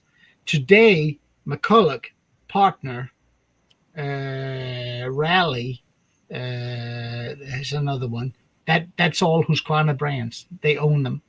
So, correct me if I'm wrong, Klaus. I think at one point in time, I think Poulan, Husqvarna. Poulan is the other name. Sorry. Yeah. Poulan, Husqvarna, AYP, the several others.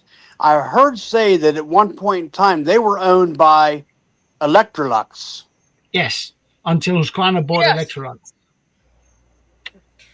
See, when I think of Electrolux, I think of the old vacuums.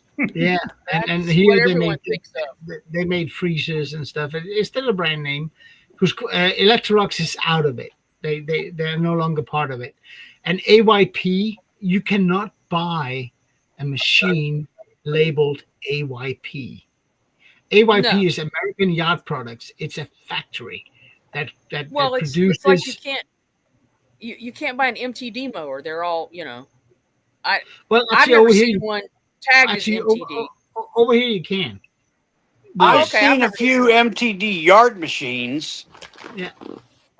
But AYP, you cannot buy a machine labeled AYP. American Yard Products is a production company owned by Husqvarna, and they've been making machines for everybody. Everywhere. Even John Deere has had orders in. The really cheap John Deeres 10 years ago, AYP. Wasn't we had an old tractor down there we got running for somebody. It was a Roper, had a twin 18 Briggs opposed on it. And it was very much like a Yard King or a big Craftsman. It was a big thing. Somebody's having the crabs. Having crabs. Now was Roper a part of AYP? I don't know. But the picture here is John Clem munching a man. I wish I was there. That is good looking food. Holy. What's he got? Yeah. Crabs, Alaskan king crab. Yeah. Ooh. King crab legs and mashed potatoes and corn on the cob, and there's probably some butter in there and a potato. There was a blooming onion in the middle of the table. And I'll bet he eats every bit of that too. Oh yeah. That looks really. And then iced tea. Is that iced tea? Oh yeah. That's a Long Island iced tea. No. Sweetened iced tea or unsweetened? Yeah, no. That where John's from, it's all sweet iced tea. They look at me like I got a third eye growing out of my forehead when I say, "Do you have unsweet tea?" Yeah, because unsweet iced tea is the shit. It is the best drink. That's ever. Right. And you know, I love unsweetened tea. Yeah, and over here, I can't get it. It doesn't. I'll go to Walmart and well, you got to make your own unsweet tea. I do. Yeah. I can go to Walmart and get the Great Value brand. Yes. I know I said I'd never shop at Walmart, but I like the grocery prices and I can get it delivered. Yep. I'll get a gallon of the Great Value brand unsweetened iced tea, and like Klaus says, it's the bomb. It is. Unfortunately, we don't have Walmart over here, so that's sort of a bummer. But no, over here, iced tea is always sweetened, and I hate that. But unsweetened iced tea, it is the best. And it's better for you. Wow. There's antioxidants in some of them kinds of tea. Yeah, well, the problem is what I eat with the iced tea is probably not good for me. But it's I mean, unsweetened iced tea is king. Yes, we can't get it. I used to like that Arizona. What was it? The ginseng and honey green tea.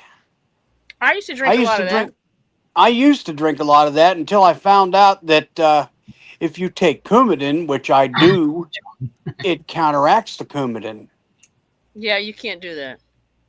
Right. You can have it in moderation, but when I was drinking it, it wasn't in moderation. Michael Roberts, you watch too much television. No, I don't have any drones for sale. And yes, please stop them flying over my country. We've had over the last 3 or 4 days, there has been incidents where drones have been flying over airports. The problem is they don't know who fly the drones, and the drones are pro drones. They're really so everybody. They know, they're just not telling you. It's the Russians. Don't get me wrong. It's the Russians. They're just making. In the words of Dale Gribble, it's a government conspiracy, Hank. No, there is no government conspiracy. It's the fucking Russians. It's Somebody please slap them down and put them in their place, because it's getting a little tiresome. I hear that. Fortunately, your president is a little hesitant, but it's a topic over here. Let's just stop it at that. The topic here lately has been the Charlie Kirk thing. And I can understand it. Oh, hey, that's Rooster. Hey, I'm trying to find some good pictures to share with you guys. It's a good picture, Stella. Who you got there? I don't know, but Rusty Rooster. And correct me. Yeah. Stella, but Rooster, he seems like the eternal optimist. He is, and I'm telling you, that man has an amazing inventor mind. I kid you not. Yeah. I still wish one day.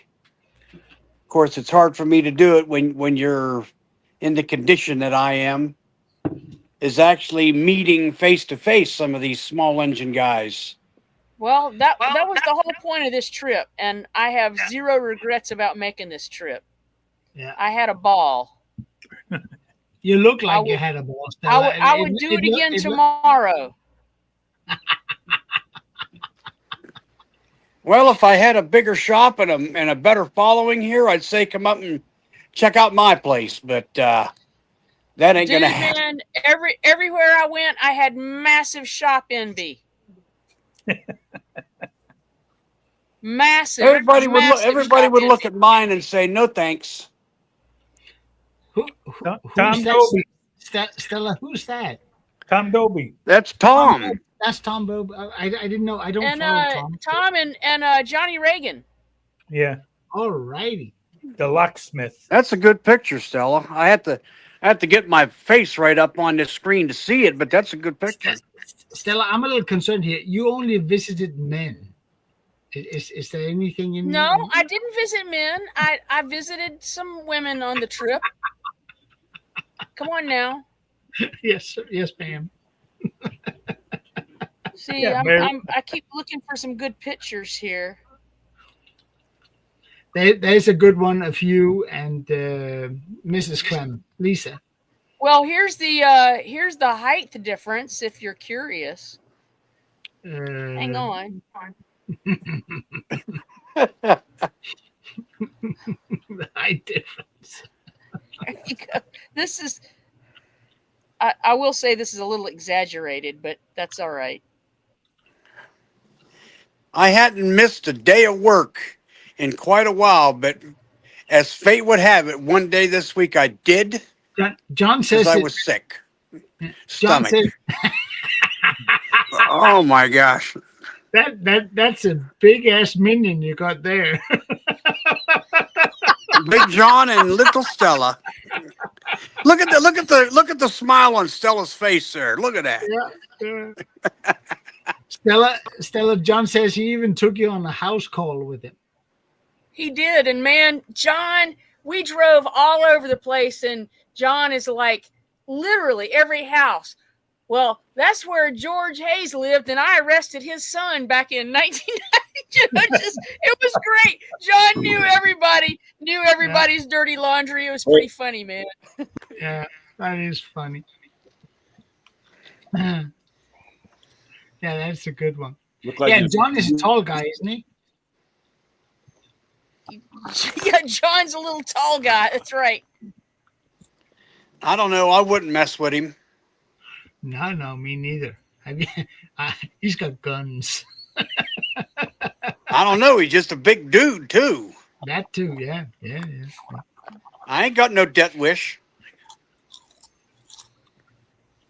Yeah, the only one that compared with Stella is my wife. They were the same height.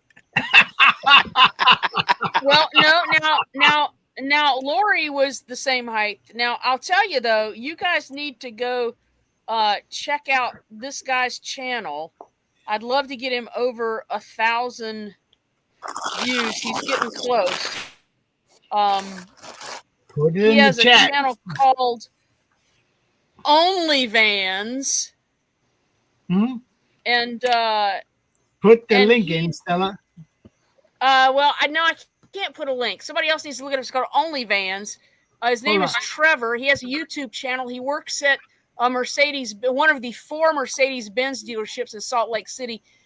The guy was awesome. He met me on his day off and put me up on his lift and computer and found out that an emissions recall was applied incorrectly. Stella, it's called OnlyVans MB? No, just OnlyVans. OnlyVans. And he does point of view stuff. And the dealership, they don't have any problems. So he does some great videos. He's already over 1,000. He's got. Oh, good. All right. And then people go. Okay, so he wasn't up at 1,000 yet. Is his name Trevor? His name is Trevor. Okay, he's at 1,510 subscribers. Good for him. Well, people need to watch his videos so he can get monetized. Super nice guy. OnlyVans, huh? OnlyVans. He met me on his day off and fixed all my problems. Well, until I had to, replace my EGR valve in an O'Reilly's parking lot. That was amusing. Oh no. Not that it really matters much. I finally actually broke the 600 mark as far as my subs. Way to go. Good job. Just make sure, Brett, that when you hit 1,000, make sure you got a shitload of videos to put up, because once you hit 1,000, yes, YouTube will push you really hard for about a month. Right. So you, as much as you put up after 1,000, I mean, and they do that with 10,000 as well. I reached 10,000 6 months ago, and once that happened, it was 11,000. It just like that, and that's because of YouTube. It moves fast. Yeah, for a short period of time. So make sure you have a lot of videos ready once you hit 1,000, because that's when you want to push it, and YouTube will promote it, and you'll see it. It goes really fast.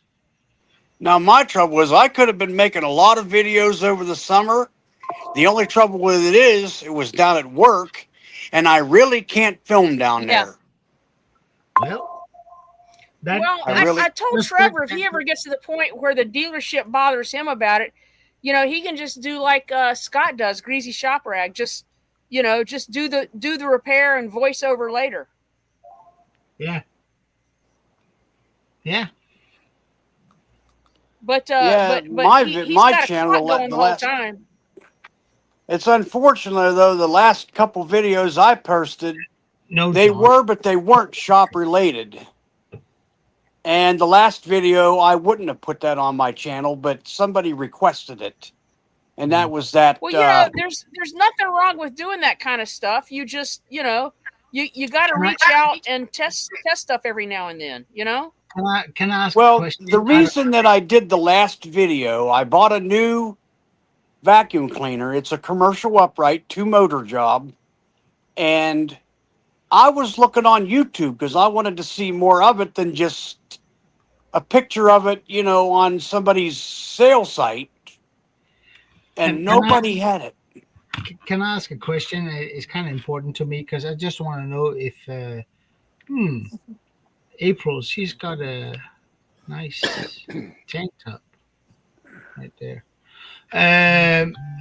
Kenny, are you still alive? Are you there? Hello, Kenny? Oh yeah, my connection sucks. I just thought you sort of just faded out and died in the chair. You just been so quiet. No, I'd put that vacuum video up because nobody else had one on it, and I wanted to give my take. Plus, somebody wanted to see it. Stella, I gotta ask. What's wrong with that? Stella, I gotta ask. Steve, is the shop just like it is on YouTube? Basically, yeah. But he has like a 3-car garage, so he's got a lot of room. Like I said, I had shop envy everywhere I went. But see some nice but sunsets when he bought there. the house, it had like a lift in there. Yeah. Okay. Oh shit! Am I sharing? Oops, sorry about that. Yeah. Yes, sir. But I thought I'm not trying to pump you for information or anything, but how come Steve isn't doing tractors? Because he's got the room for it. No, he does have the room. He just, he just doesn't take any outside repairs right now, I think. No, and that's fine. I don't either. I mean, other than for YouTube, but I was just wondering because Steve, from my perspective, Steve's channel has reached sort of an impasse.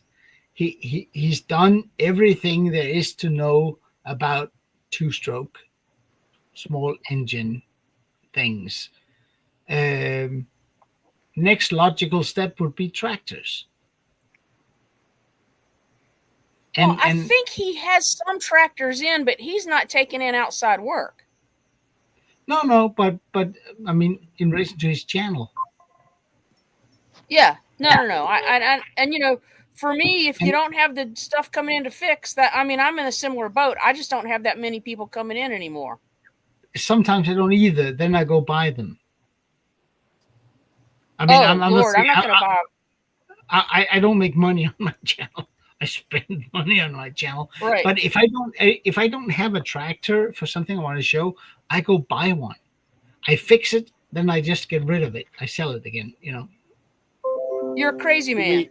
You mean kind of like Mowers and Blowers does? No, he takes them in for flipping. I don't take it in for flipping. I buy it because I know it has a certain issue, and then I fix it and I sell it again because I don't have room to store it. So I get rid of it again. And sometimes that's not a profitable way of doing it, but it creates videos. What do we got here? Look at that. Look at that. Look at that. Stella and... Was there any gas on the floor, Bruce. Stella? Was there any Yes. I was gas? going to say, I thought that was Bruce. I had to look at him. He looks like a pretty tall dude. Bruce, he looks exactly like me, just 30 years older. I'll tell you who's been doing a lot with pressure washer videos lately. And you showed him a few minutes ago, Rooster. He does a lot with them. Yeah, he has an amazing inventor mind, and Yep. But I will say, if it wasn't for actually Bruce, it's Bruce's fault. Everything is Bruce's fault. yeah, for me, that is exactly right. If Bruce wasn't there, I wouldn't be on YouTube. Because when I first started, I didn't start with a camera. I started with YouTube, and I was watching this weird Canadian guy running around in his shop. And he said, this guy has way too much fun. I want some of it. Yeah. So I bought a camera.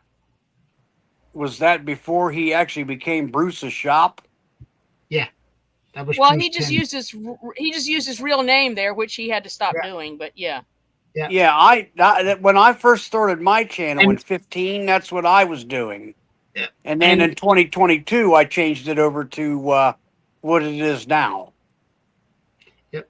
And Bruce and Donny Boy.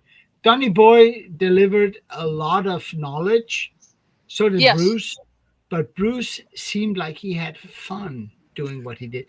Donny Boy, don't get me wrong, I respect the guy. He's really good. But Donny Boy was there for the audience. Bruce was there for himself. And I kind of like that. Bruce had fun doing what he did. And I thought, I want in on that fun. That is, and that was before I knew you guys. And I bought a camera and said, okay. And I did 6 videos before I had the courage to release the 7th. Yeah. What's this one here? So, Stella, let me know. How do these guys do? If somebody shows up at the shop and says, oh, can I get a tour? Do they rush in to put on the wigs and the teeth? No, no. I mean, but it was kind of funny though. They can get into hair and makeup pretty fast for pictures like this. And then somebody did bring in something. He brought in I don't know, I think it was like a tire to get unmounted or something. I don't know, whatever it was, like a tractor tire.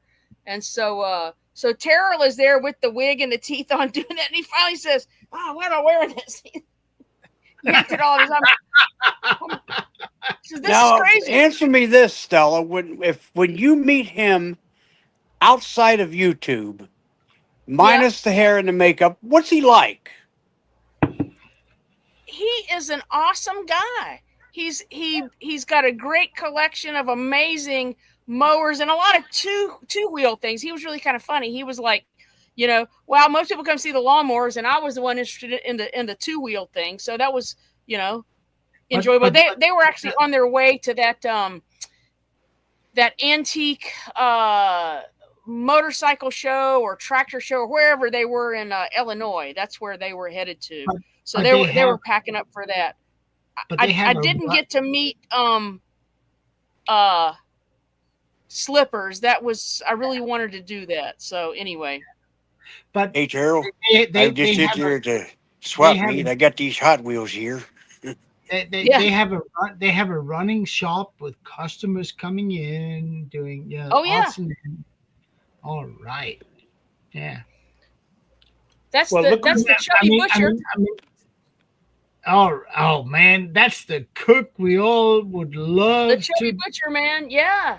Oh man, he made the hobby motor burger.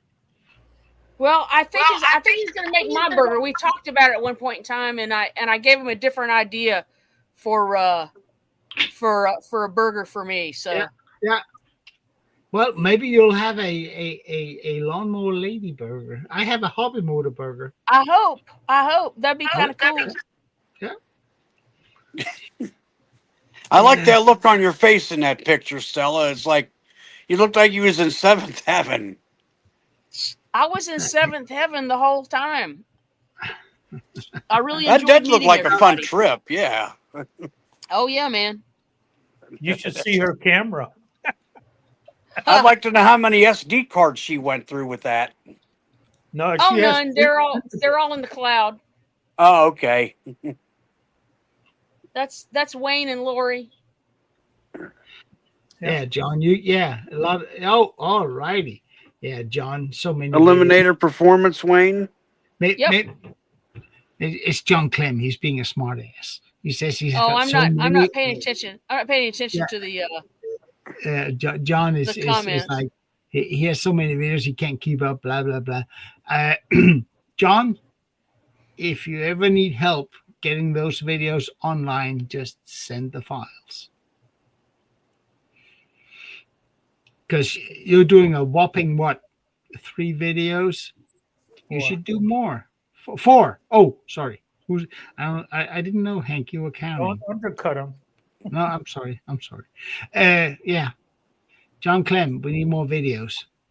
Get them out there. Hey, that's Jake. The Eliminator Performance. The person we all know, but the only one who's met him is Stella.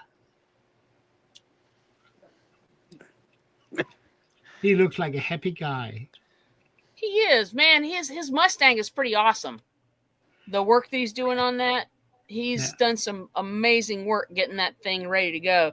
He's in the final phases of it. He's working on the getting it painted, but he's done all the mechanical stuff to do to it. Is he planning to show that on YouTube, or is it just his own? I'm not sure. I mean, I think a lot of people, and you mentioned about people making videos. It is not a stretch to say that there's a lot of people that are like sort of, I'm not going to say they're over it, but it's like making videos is hard work, you know? Oh yeah. I just do it with an iPhone. But still, I mean, every boy's dream is to have a Mustang, a fastback. Oh yeah, and I remember when I was in high school, I'm like, thumbing through the classified ads of, what to buy, and I'm like, I could have bought a '65 Mustang for like $750, and I'm like, God, who wants to buy one of those pieces of junk? You know what I mean? That was what was going through my head. They are. Yeah, but now you could have now you'd appreciate something like that. Oh, absolutely. I mean, it's just a unibody, no frame, Yep, no frame. Can you describe this picture for me? Because it's a small screen for me. Oh, this is Erica and Tyler at Married with Small Engines. Oh yeah, we were talking to her last Saturday. She come up. Oh, good. Yeah, she come up. She was talking. She come in. The one I haven't seen come up in a long time is what's that other lady's name? She's from England. Bye, Simone, is that it? Yeah, no, I haven't seen Simone in a long while either. I've seen she's had some videos, but I haven't seen her come and do a live or come in here for quite a while. Simone sometimes is in the chat, but she doesn't come up. We see her every morning. Yes. We see her at the Breakfast Club. So, but, yeah, Simone's doing good. I mean, she's got her projects, and I think her channel is what, Hooked on Classics, right? Yes. Yep. Right. Yeah, that's what And I so thought. Here I saved the best for the last. So there you go. Ah, look at that. Look Again, at that. Look, hey, guys, have you seen the hat Kenny's wearing? Ooh. Ooh.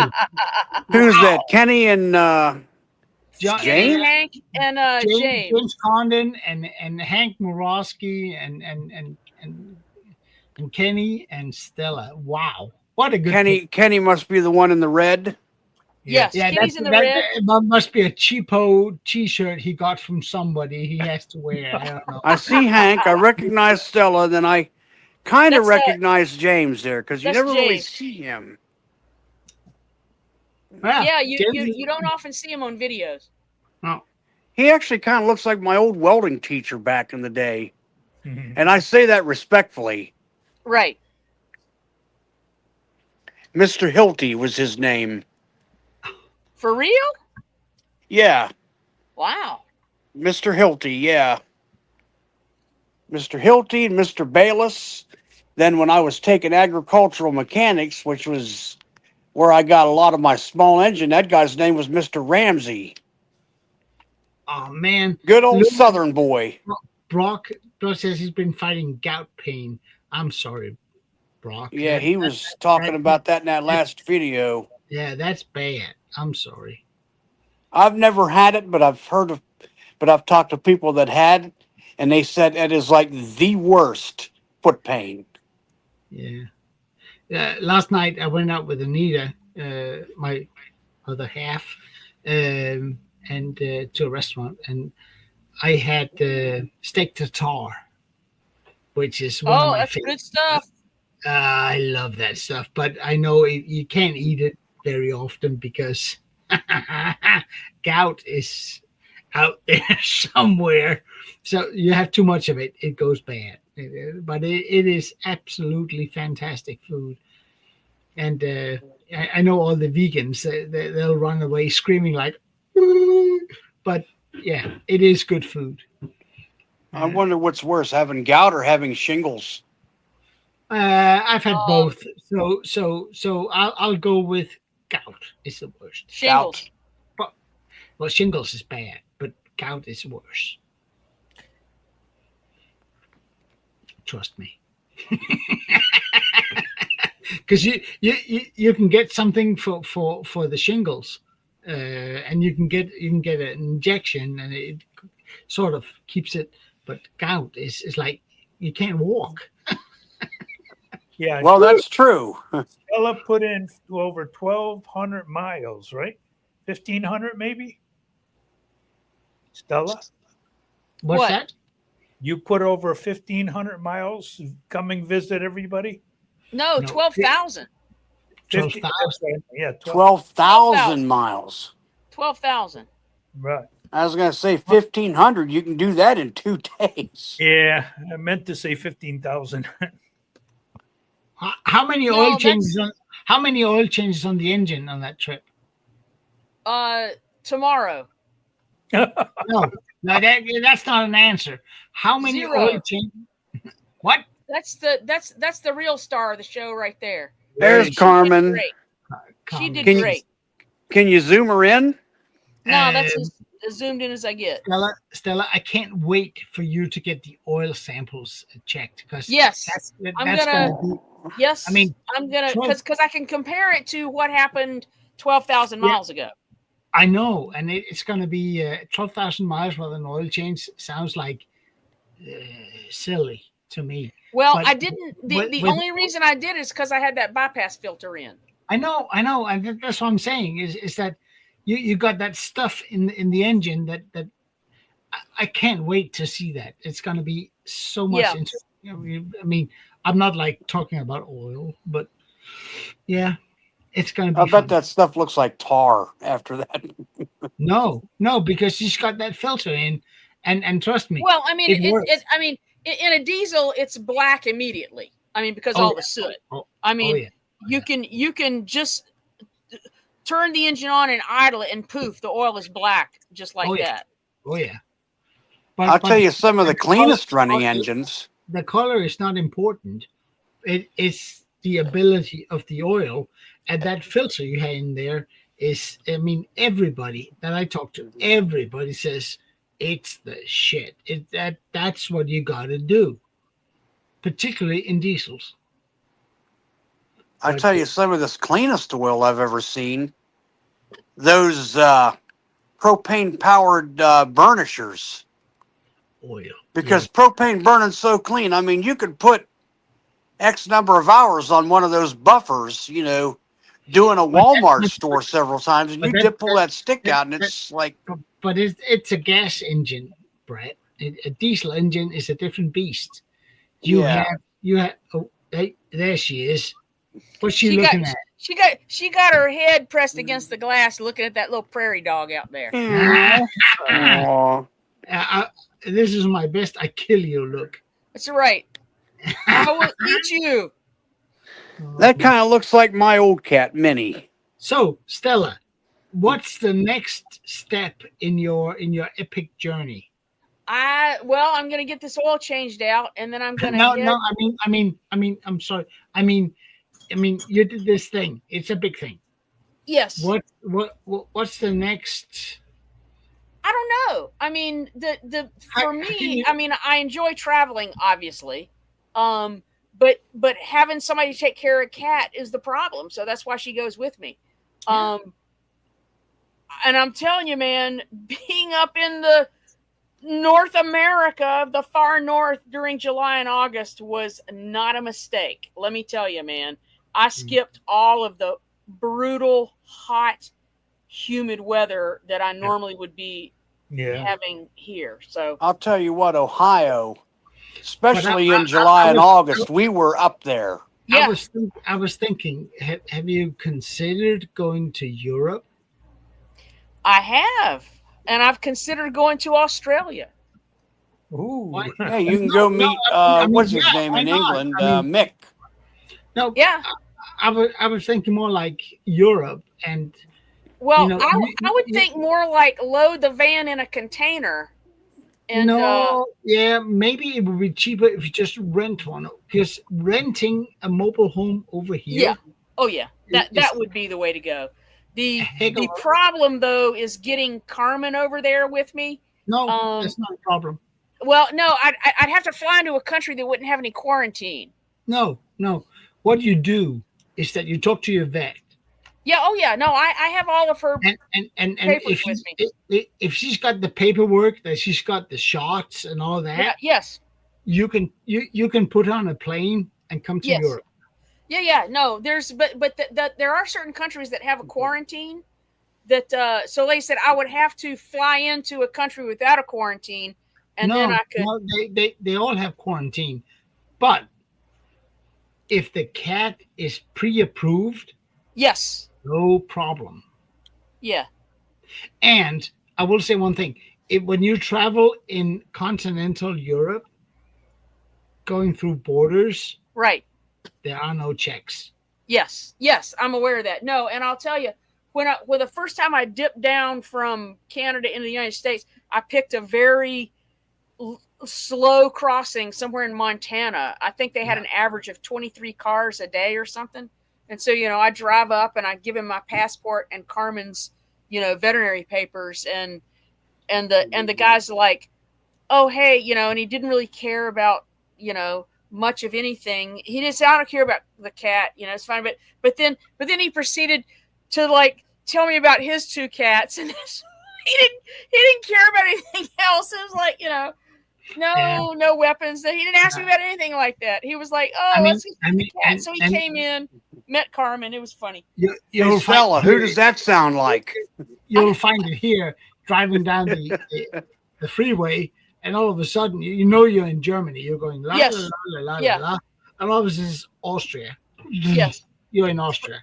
Yes, and you're in Italy or Switzerland or France or Spain.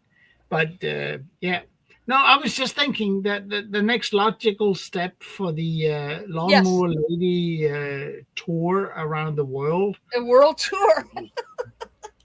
I mean, hey, Stella, the trip you did is epic. I mean, it is. Yeah, it was. I had a blast, and I would leave today again to just keep on going if I could. Yeah. Hey, Stella. Well, if you ever make it to Denmark, there will be either a parking spot for the van or a bed and a sandbox for Carmen. No, the sandbox, like I said, a lot of people said, "Oh, I have a nice comfy bed," and I'm like, I got a nice comfy bed right out here. Yeah. No, but I mean it is. I mean, if you come by, it'll be here. You got the whole driveway. It's yours. All right. Yeah. I don't know if you can see this, Stella, but since you showed.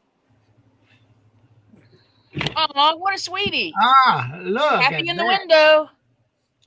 Taffy. Yep, she's in her tree. That's the new cat. That's Roxy, and Sweet. she's a ginger. Where's Kenny? Oh, Kenny's in the basement or whatnot. I don't know where he is. Yeah, because it's 2 hours and 21 minutes. Yeah, it is. I think Kenny's taking a nap. Okay. And I can't end the stream. That's the only thing I can't do. keep going. Keep going. Well, I am gonna have to let the cat out here for a minute. There he is. Hold on. I'll be right back. I'm only getting every other word. Well, same here. Kenny, what the hell is? I'm sorry. What the devil is going on with your internet connection? You bought a premium internet connection, and you still have. What's going on? Maybe there's traffic on the provider itself, Klaus. Well, if you got 1,000 gigs, there should be room for some traffic. No, I mean on not his. I mean, an issue with the provider itself might have an issue. A little glitch. I went there. I upgraded. I've been paying. I don't know. Jesus. Yeah. Well, Kenny, close it out. It's 2 hours and 21 minutes. So. I was gonna say, yeah. All right, I'm gonna close it. I'll text Stella that I'm closing it. No, she can't. So she doesn't wonder where the hell we are. She can't close I'm it. gonna text her on my phone. Oh. She had to go let out the. She technically can because she's a co-host. Yeah, but it'll be great when she gets back. Her co-host can't close it. So. Everybody out there, we'll see you next week. It's been fun. Thanks for stopping in, guys. Now I got to see what the heck's going on.